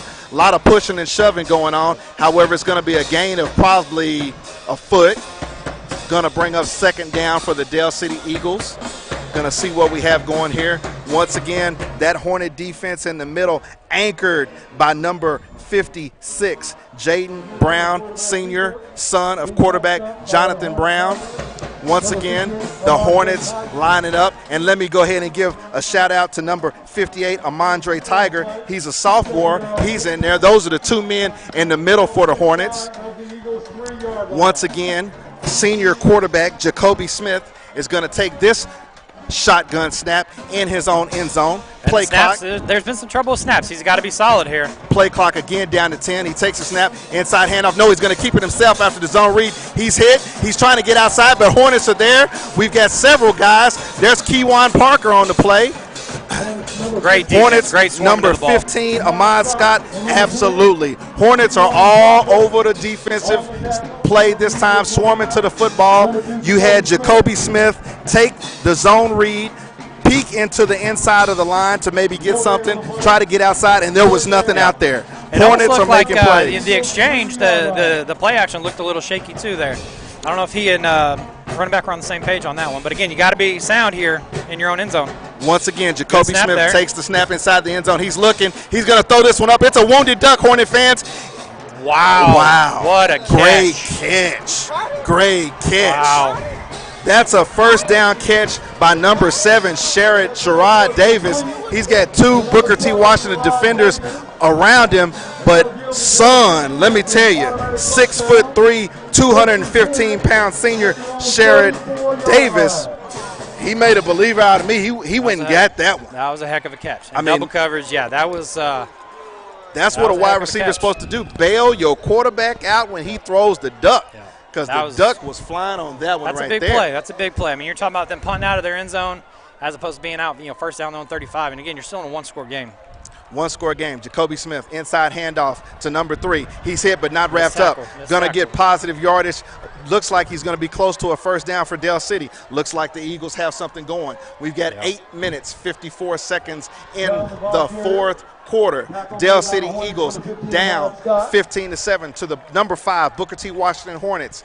Eagles are in jeopardy of putting that number 3 ranking on the line tonight, Hornet fans. First down for the Eagles. Snap to Jacoby Smith. Once again, inside handoff to number 3. He slipped some tackles at the line of scrimmage. Once again, Kirk, we had guys in the backfield, but he slipped right between them. He did. He's very slippery.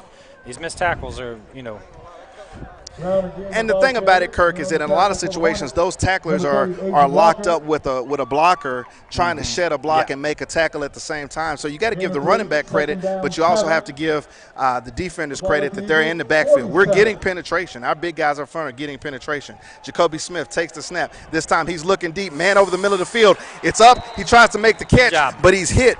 Good defensive play there by defensive back, junior Jordan Drew. Number 1 was the intended receiver on the play. Well, I think it too. I think it was Keywan Parker there that came over and was able to knock that out of his hands. And that's Kanigel Thomas, a man that's been showing up a lot on defense tonight. Yep. That's the kid with 4 offers. He's a 6 foot, 173-pound class of 2023. 4 offers, and he's a 2023 guy. Okay, fans? Okay. That's Kanigel Thomas. I think we're seeing why. He's good side. That's a big play by Keywan Parker. A lot of good ball tonight. That was good coverage by Jordan Drew, but like I say, he got his hands on it, but Keywan was able to get in there and knock it away. Third down for the Dell City Eagles. Here's a snap, inside handoff to number 3. He's got positive yardage. He's going to try to get outside. A lot of Hornets are going to try to run him down and run him out of bounds, but it's going to be enough for a Dell City Eagle first down. Eagles are making positive momentum right there. Number 3 taken down on the Dell City side of the field. Run out of bounds by Hornet number 15, Ahmad Scott. But his run is good enough for a Dell City first down. Let me keep setting it up. It's 7 minutes, 53 seconds left, Hornet fans. We got to watch this clock, and we got to watch this offense. 2 big third down conversions by Dell City. Big. The one back on their own goal line, and then that one right there. Number 2, Jacoby Smith gets the snap. Looks like an inside give. No, he keeps it. He's trying to get outside to his right. He's running. He's going to be taken down. His headgear comes off. He's taken down there by number 58, Amandre Tiger, who's the final defender on the play. I always remember John Madden saying that when the helmet comes off, the good news is the head's not in it. So I believe he'll have to go off, get that situated, and come back. So yeah, now what do you do? So Jacoby Smith has to come out for one play. Looks like number 12 for the Dale City Eagles. He's a small guy. Let's see what coach is going to let him do right here. Watch him throw it deep.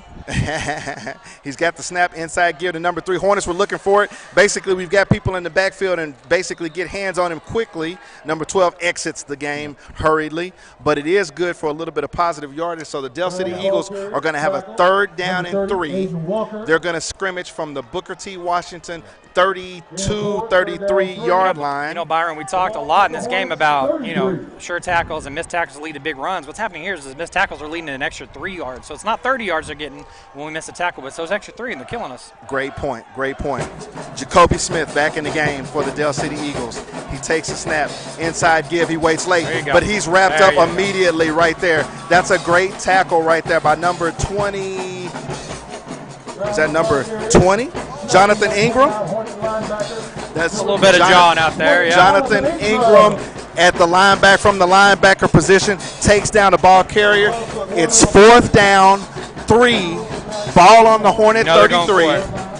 Dale City's got a quarterback that's been running effectively all night, but they've been running a lot of zone reads. So quarterback defense, you got to dig down and find it here. You can tell they're starting to get a little tired, but they got to dig down and find it. Jacoby Smith is going to have to make a decision here. He's in the pistol formation. Now the shotgun formation, running back to his right. He's looking to his right. He's going to scramble. Hornets are going to converge. He's going to try to throw it up. Ball's in the air. Another duck. Hornets are going to come up. It's tipped. It falls incomplete. Hornet football, baby. The Hornets defense is held. The ball was in the lights. I lost in the air for like 30 seconds. 30? What are you talking about? Yeah. Count down to 1. The Hornet defense is held, fans, with 5 minutes and 45 seconds left in the ball game. The Booker T. Washington defense has just held quarterback Jacoby Smith on a 4th and 3. And to me, honest with you, Kirk, I was a little surprised he threw that one. But we had great contain up front, good defensive back coverage in the secondary, got a great rush on Jacoby Smith. He threw up a prayer that hung in the air for about, I don't know, long enough. The ball was tipped. Longer than I would like. The ball was tipped, able for a secondary completion, but it falls to the ground.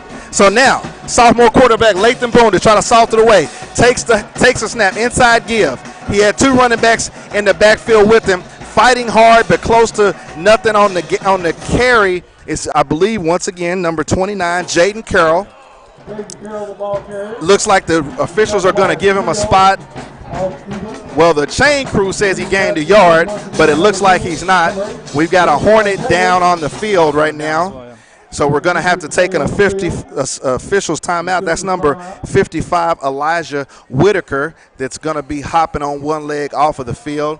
So let's reset it. Yeah, what's big there, you see that 4th down by Dale City, and like I said, you expect him to run on there, but I think, potentially taking a little bit out of what Booker T did, you're basically in the same position there.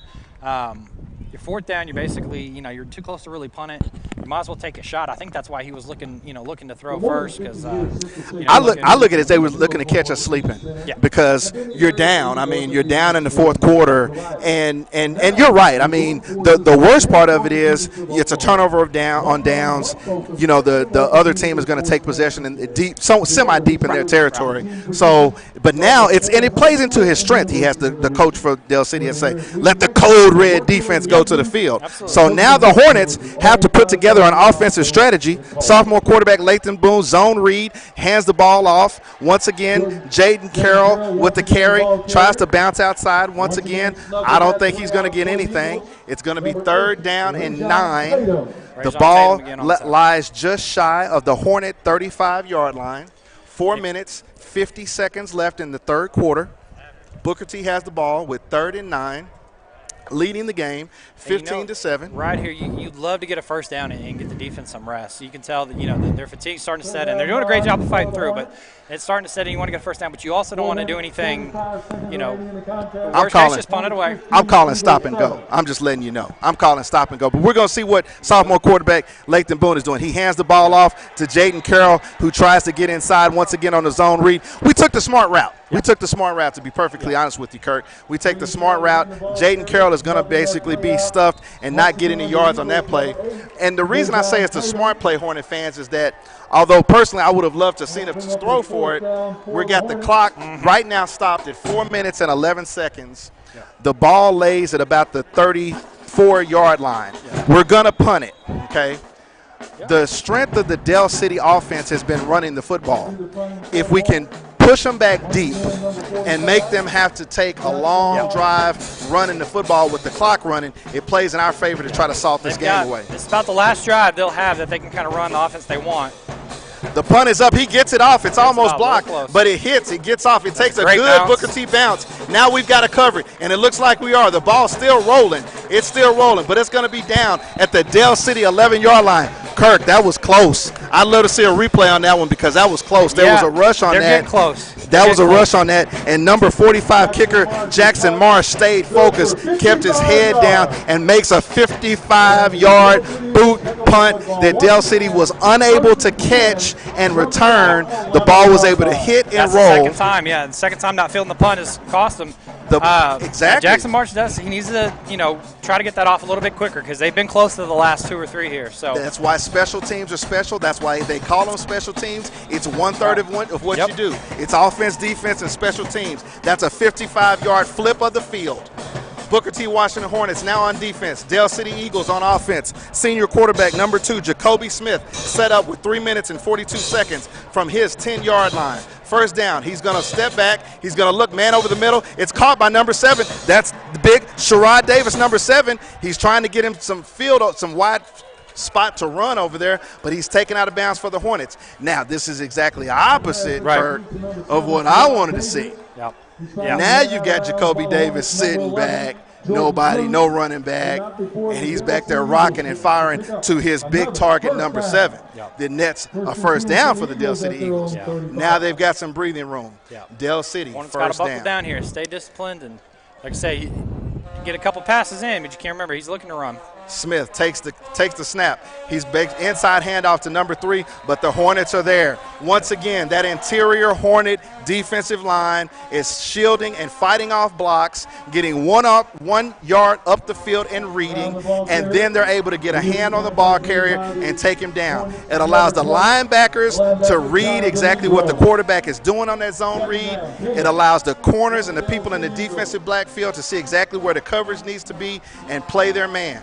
So now Del City, second down, 10, 35-yard line of their own. Jacoby Smith takes the snap. He looks. He might run. He's still going to run, but he's hit. Oh, he shakes a tackle. He's in the middle of the field. The back judge is a good block for him. He sheds some tackles, and he gets positive yardage up into the Del City 43, 44-yard line. Going to be close to a first down, but it's going to be third down for the Del City Eagles. They're on the drive. The clock's running. 2 minutes, 18 seconds left in the fourth quarter.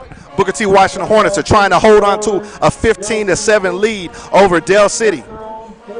Quarterback number 2, Jacoby Smith, has led the Del City Eagles all night, but one play after his helmet was knocked off. He's got a running back to his right. You got a timeout for Del City. But we've got a timeout here.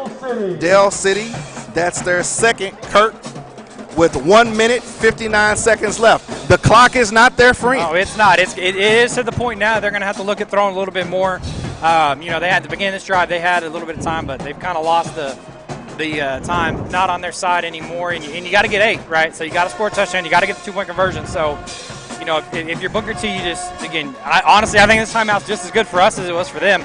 I'll tell you what's interesting. You had no deep help on either wideout. Okay. Hornets are in press coverage. Now, thus far, they've been good, in that aspect. But it's interesting. I'll be curious to see. I almost thought the timeout may have been called by us to reset and get some deep help, but, we'll see. And see, Kirk, this is a good thing for us because it's early in the season. As a former offensive guy, I always like to have a special set of plays within the 4 minute that this is what we're going to run regardless because you've got to get down the field. Obviously, Del City's not able to do that, but they're still trying to basically make a move. Here's Smith deep down the far side. Great It's coverage. Up. Great coverage on the play. Ball intended for number 14, but a Hornet defender is right there. Once again, the pass not high and outside, the ball was high and inside. So it allows the Booker T. Washington defender to basically make a play on it. Almost a chance for an interception right there. Brings up fourth down. I was trying to get the number on the corner, couldn't get it, but that's fourth down and 2 for Dell City. This play could be the ball game, Hornet fans. Absolutely. Jacoby Smith lining up to go for it on fourth down, which he has to. Smith takes a snap. He's going to run it, of course. All the way. But Booker T's right there. He spins. He hits the B move. He's still running. He spins out of a man. The Hornets are going to have to take him down and chase him down from behind. Jacoby Smith, Dell City senior quarterback. A miraculous run. He's taken down at the Booker T. Washington 8 or 9 yards inside the Booker T. red zone. Kirk, you got to give credit where credit is due. The kid made a great play. That was a heck of a play. Great play. Heck of a play by Jacoby Smith. Again, you see missed tackles there. Now that's the time. We got a little greedy there. I think we were trying to, once he got the first down, I think we got greedy to try to get the ball out, and that allowed him to spring free again. But fans, that's what happens when the little things over the course of a game get magnified at the end of a game. It's, the saying is you got to suck it up. It's late. It's in the fourth quarter. You got one play to end the ball game, and once you basically get there and get your hands on a guy, you got to rack him. You got to wrap up and take him to the turf. Arm tackling is not ball tackling. And unfortunately for the Hornets in that situation, we weren't able to wrap up and take the man to the ground. So now things are really interesting. A few minutes ago, the clock was not the friend of the Dell City Eagles. Clock currently sits at 1 minute, 43 seconds. They're going to scrimmage with 1st and 10 on the 11-yard line of the Hornets. If there was ever a time in this game that the Hornets are going to have to stiffen up and play disciplined football and be physical, they're going to have to do it. We had an injury timeout for number 11. That's Jordan Drew, good player. We're going to need him back on the field. A couple plays ago in the past, that was who the cornerback couldn't get the number for, was Jordan Drew with a great play there. So we'll see now. So that's, again, another corner. You had Gentry down. Now you got Jordan Drew out. He was off on his own, walking off himself. So whether or not he'll be back in today, we don't know. But at least he was able to walk off. Hopefully nothing too serious. Jacoby Smith in the shotgun. Two men to the wide side. Here's a blitz. He's going to roll to his right. Think he has him. He's going to throw it into the back of the end zone. Throws it up for number 7, Sherrod Davis. Although he's 6'3", he's not able to climb the ladder high enough to catch that one. He was quasi-open, only to the fact that basically he ran a route and got behind the Booker T defender. But basically our defender was in position that quarterback Jacoby Smith could only throw it up and hope. Yeah, great position by the corner. Thought we were going to maybe get a hold.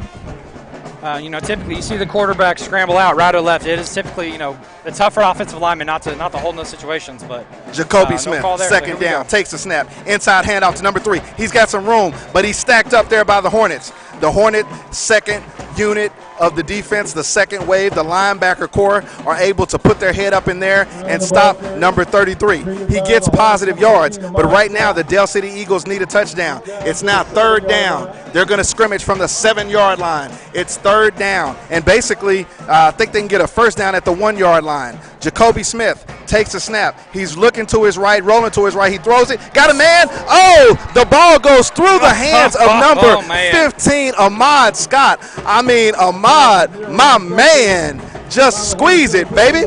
Ahmad Scott was right there, had the chance to jump that route and make an interception and seal the game for the Hornets. Buckle down for one more. But now we come to a situation, Kurt. 55 seconds left in the ball game. Hornet fans, this is for all the marbles. Summer was a little weird. You don't have your normal summer pride, but this is what summer pride is for. This is what it says. You dig down, make one last play.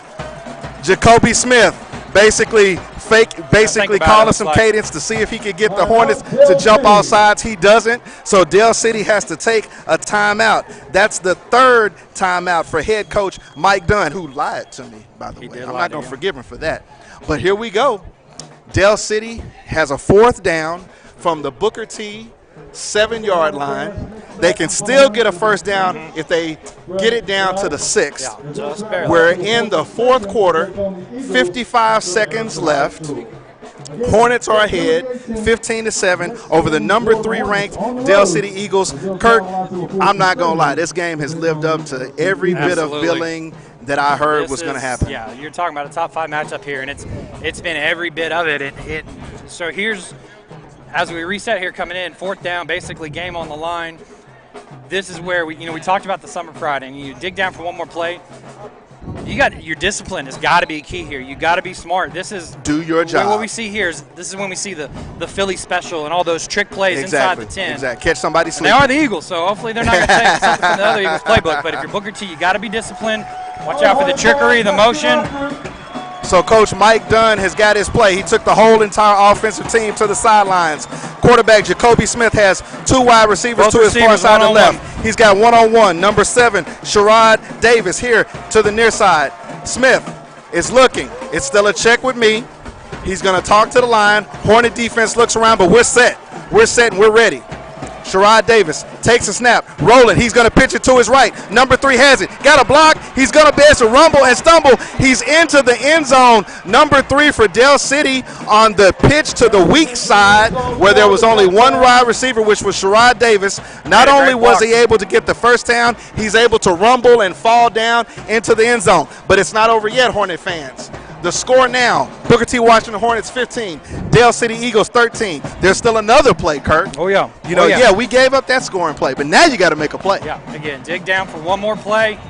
Again, great block by the receiver to hold the corner in check and allow the running back to get in there. So Dale City has no timeout, so the play clock is running. Play clock currently down to 16 seconds. Dale City is setting up for a 2-point conversion. 2 wide receivers to the left side. Jacoby Smith, senior quarterback. Looks like head coach Jonathan Brown wants to see what they're running, and he calls a timeout. Good so call. The suspense is building. Can't take the timeout with you.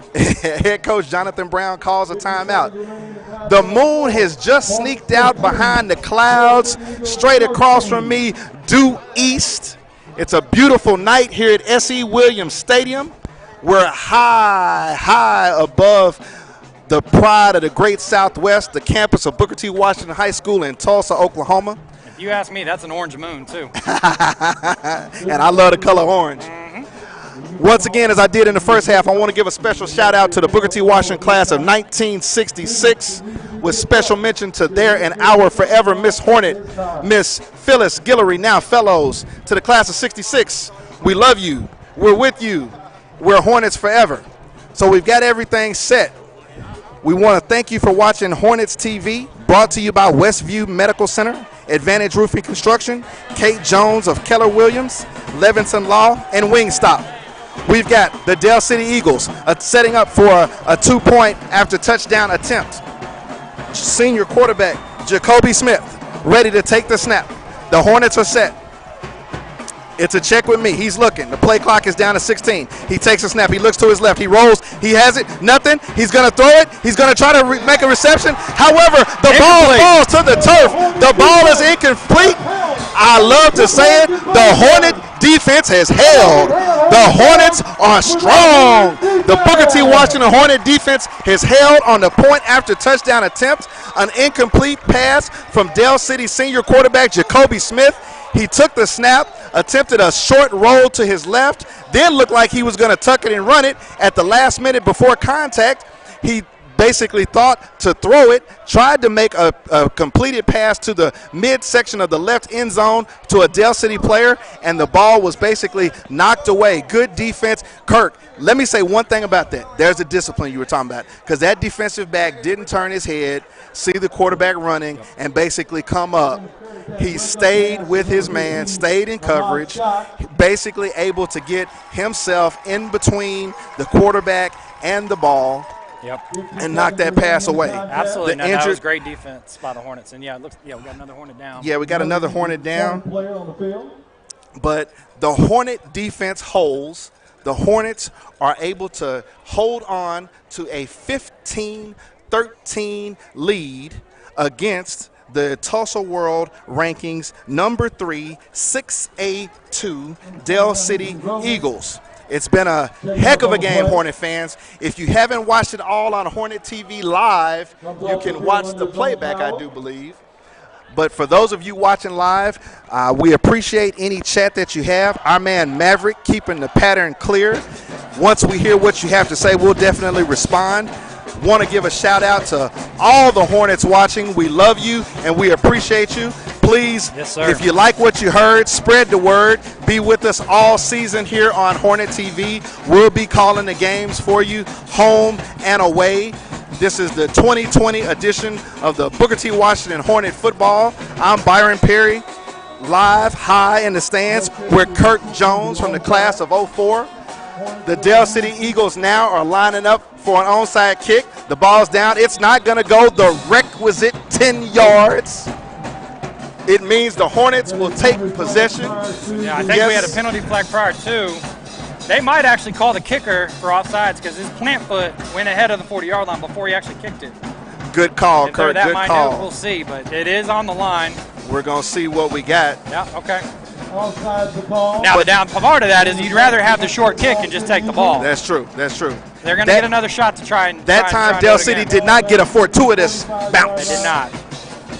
So once again, they're going to be kicking off. Backed up just a tad bit. Going to see what the strategy is here for the Eagles. If they're going to go again for the Scully number onside kick attempt. Hornets are shifted over to that side. Again, he kicks it. It's going to go to 10 yards, but the Hornets have received it and going to be able to take it down. Even though number 1 comes up, Kanigel Thomas, the Hornets have recovered the onside kick. It's 48.3 seconds left in the ball game. Hornet fans, you're right, Kirk. No timeouts. It might be my second favorite formation instead of 5 wide, which is the victory formation, because right now the Hornets have the ball first down and 10. They still have a 15-13 lead from their 48-yard line. Kirk, it has been fun tonight. What a game. What a game. Yeah, we should just Hornet fans, we know you're here and have Lathan Boone take a couple knees and let's get on out of here. Hornet fans, we know you'd love to be here to fulfill the atmosphere and the action. As I said, Hornets in victory formation. Lathan Boone is going to take a knee on first down. The clock is running. Once again, we had a great crowd. We had a great crowd that is socially distancing and wearing masks. But once again, here at the Pride of the Great Southwest, we have a great fan base that has enjoyed a great game tonight. Let's give it for the Hornet fans. Looks like the Hornets are going to take another knee. The clock running down. Not going to have to take another snap. The Hornets are coming to the sidelines. Head coach Jonathan Brown in his first season, second game, second win, is headed to the far side to salute the Dell City Eagles. And that's going to run it out with less than 5 seconds left at the end of the ball game. The fight song is playing. The Booker T. Washington Hornets over for that school hymn. Have won 15 over the Dell City Eagles, 13. The Hornets have triumphed. Kirk, what can you say? My, oh my! I can't ask for anything better than the first game with you and enjoyed it. But holy cow, I kind of got that feeling like in the movie Major League. He looks over to his color guy and just breathing into the paper bag. I'm gonna need to bring one of those if we keep having games like this. So, no, that was a heck of a game. The defense played outstanding, fought hard. Offense, like I say, it was tough sledding, and they worked real hard to get what they got.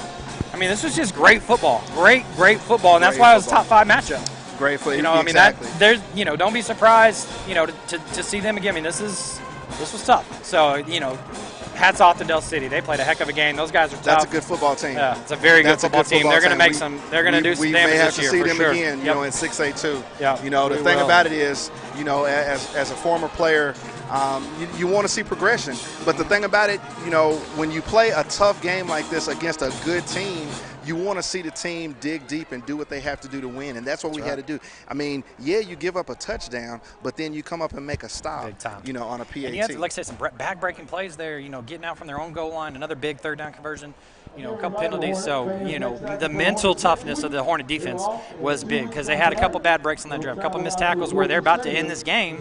Yep. He shakes loose and gets another 20 yards. So, to recover from that mentally is Hornet fans, we want you to all stand and salute right now and sing the school song.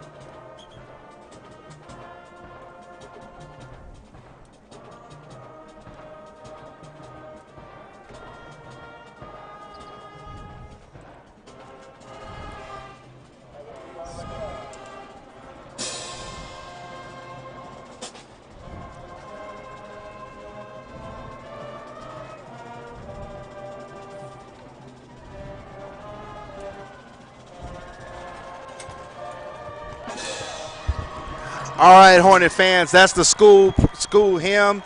Once again, we encourage you to be back. Next week, the Hornets are off, but the week after, the Hornets go on the road for the first time of the year against the Edison Eagles here in Tulsa. For my partner tonight, Kirk, I hope you enjoyed it. No, I had a blast. I'm looking forward to doing it in a couple weeks. Might need the off week to recover myself. This thing wore me out. So, no, I'm looking forward to it. I'm really looking forward to a fun season. We've obviously already seen 2 great games, so looking forward to it. We're going to have a lot of fun this season. Hope everybody will tune in again. And again, tell your friends, share the link. We'd love to get as many followers. We know we can't have the big crowds that we normally would. And again, we know we got a lot of Hornets, worldwide, not just nationwide, but worldwide. So tell all your friends. We'd love to get a big crowd, and we'll try to do a good show for you. Well, once again, signing off, this is Hornet TV. This is Byron Perry live from S.E. Williams Stadium, where the Booker T. Washington Hornets are now 2-0 on the season after a 15-13 victory over the number 3 ranked Del City Eagles. We will see you not next week, but the week after versus the Edison Eagles. Once again, this is Hornet TV.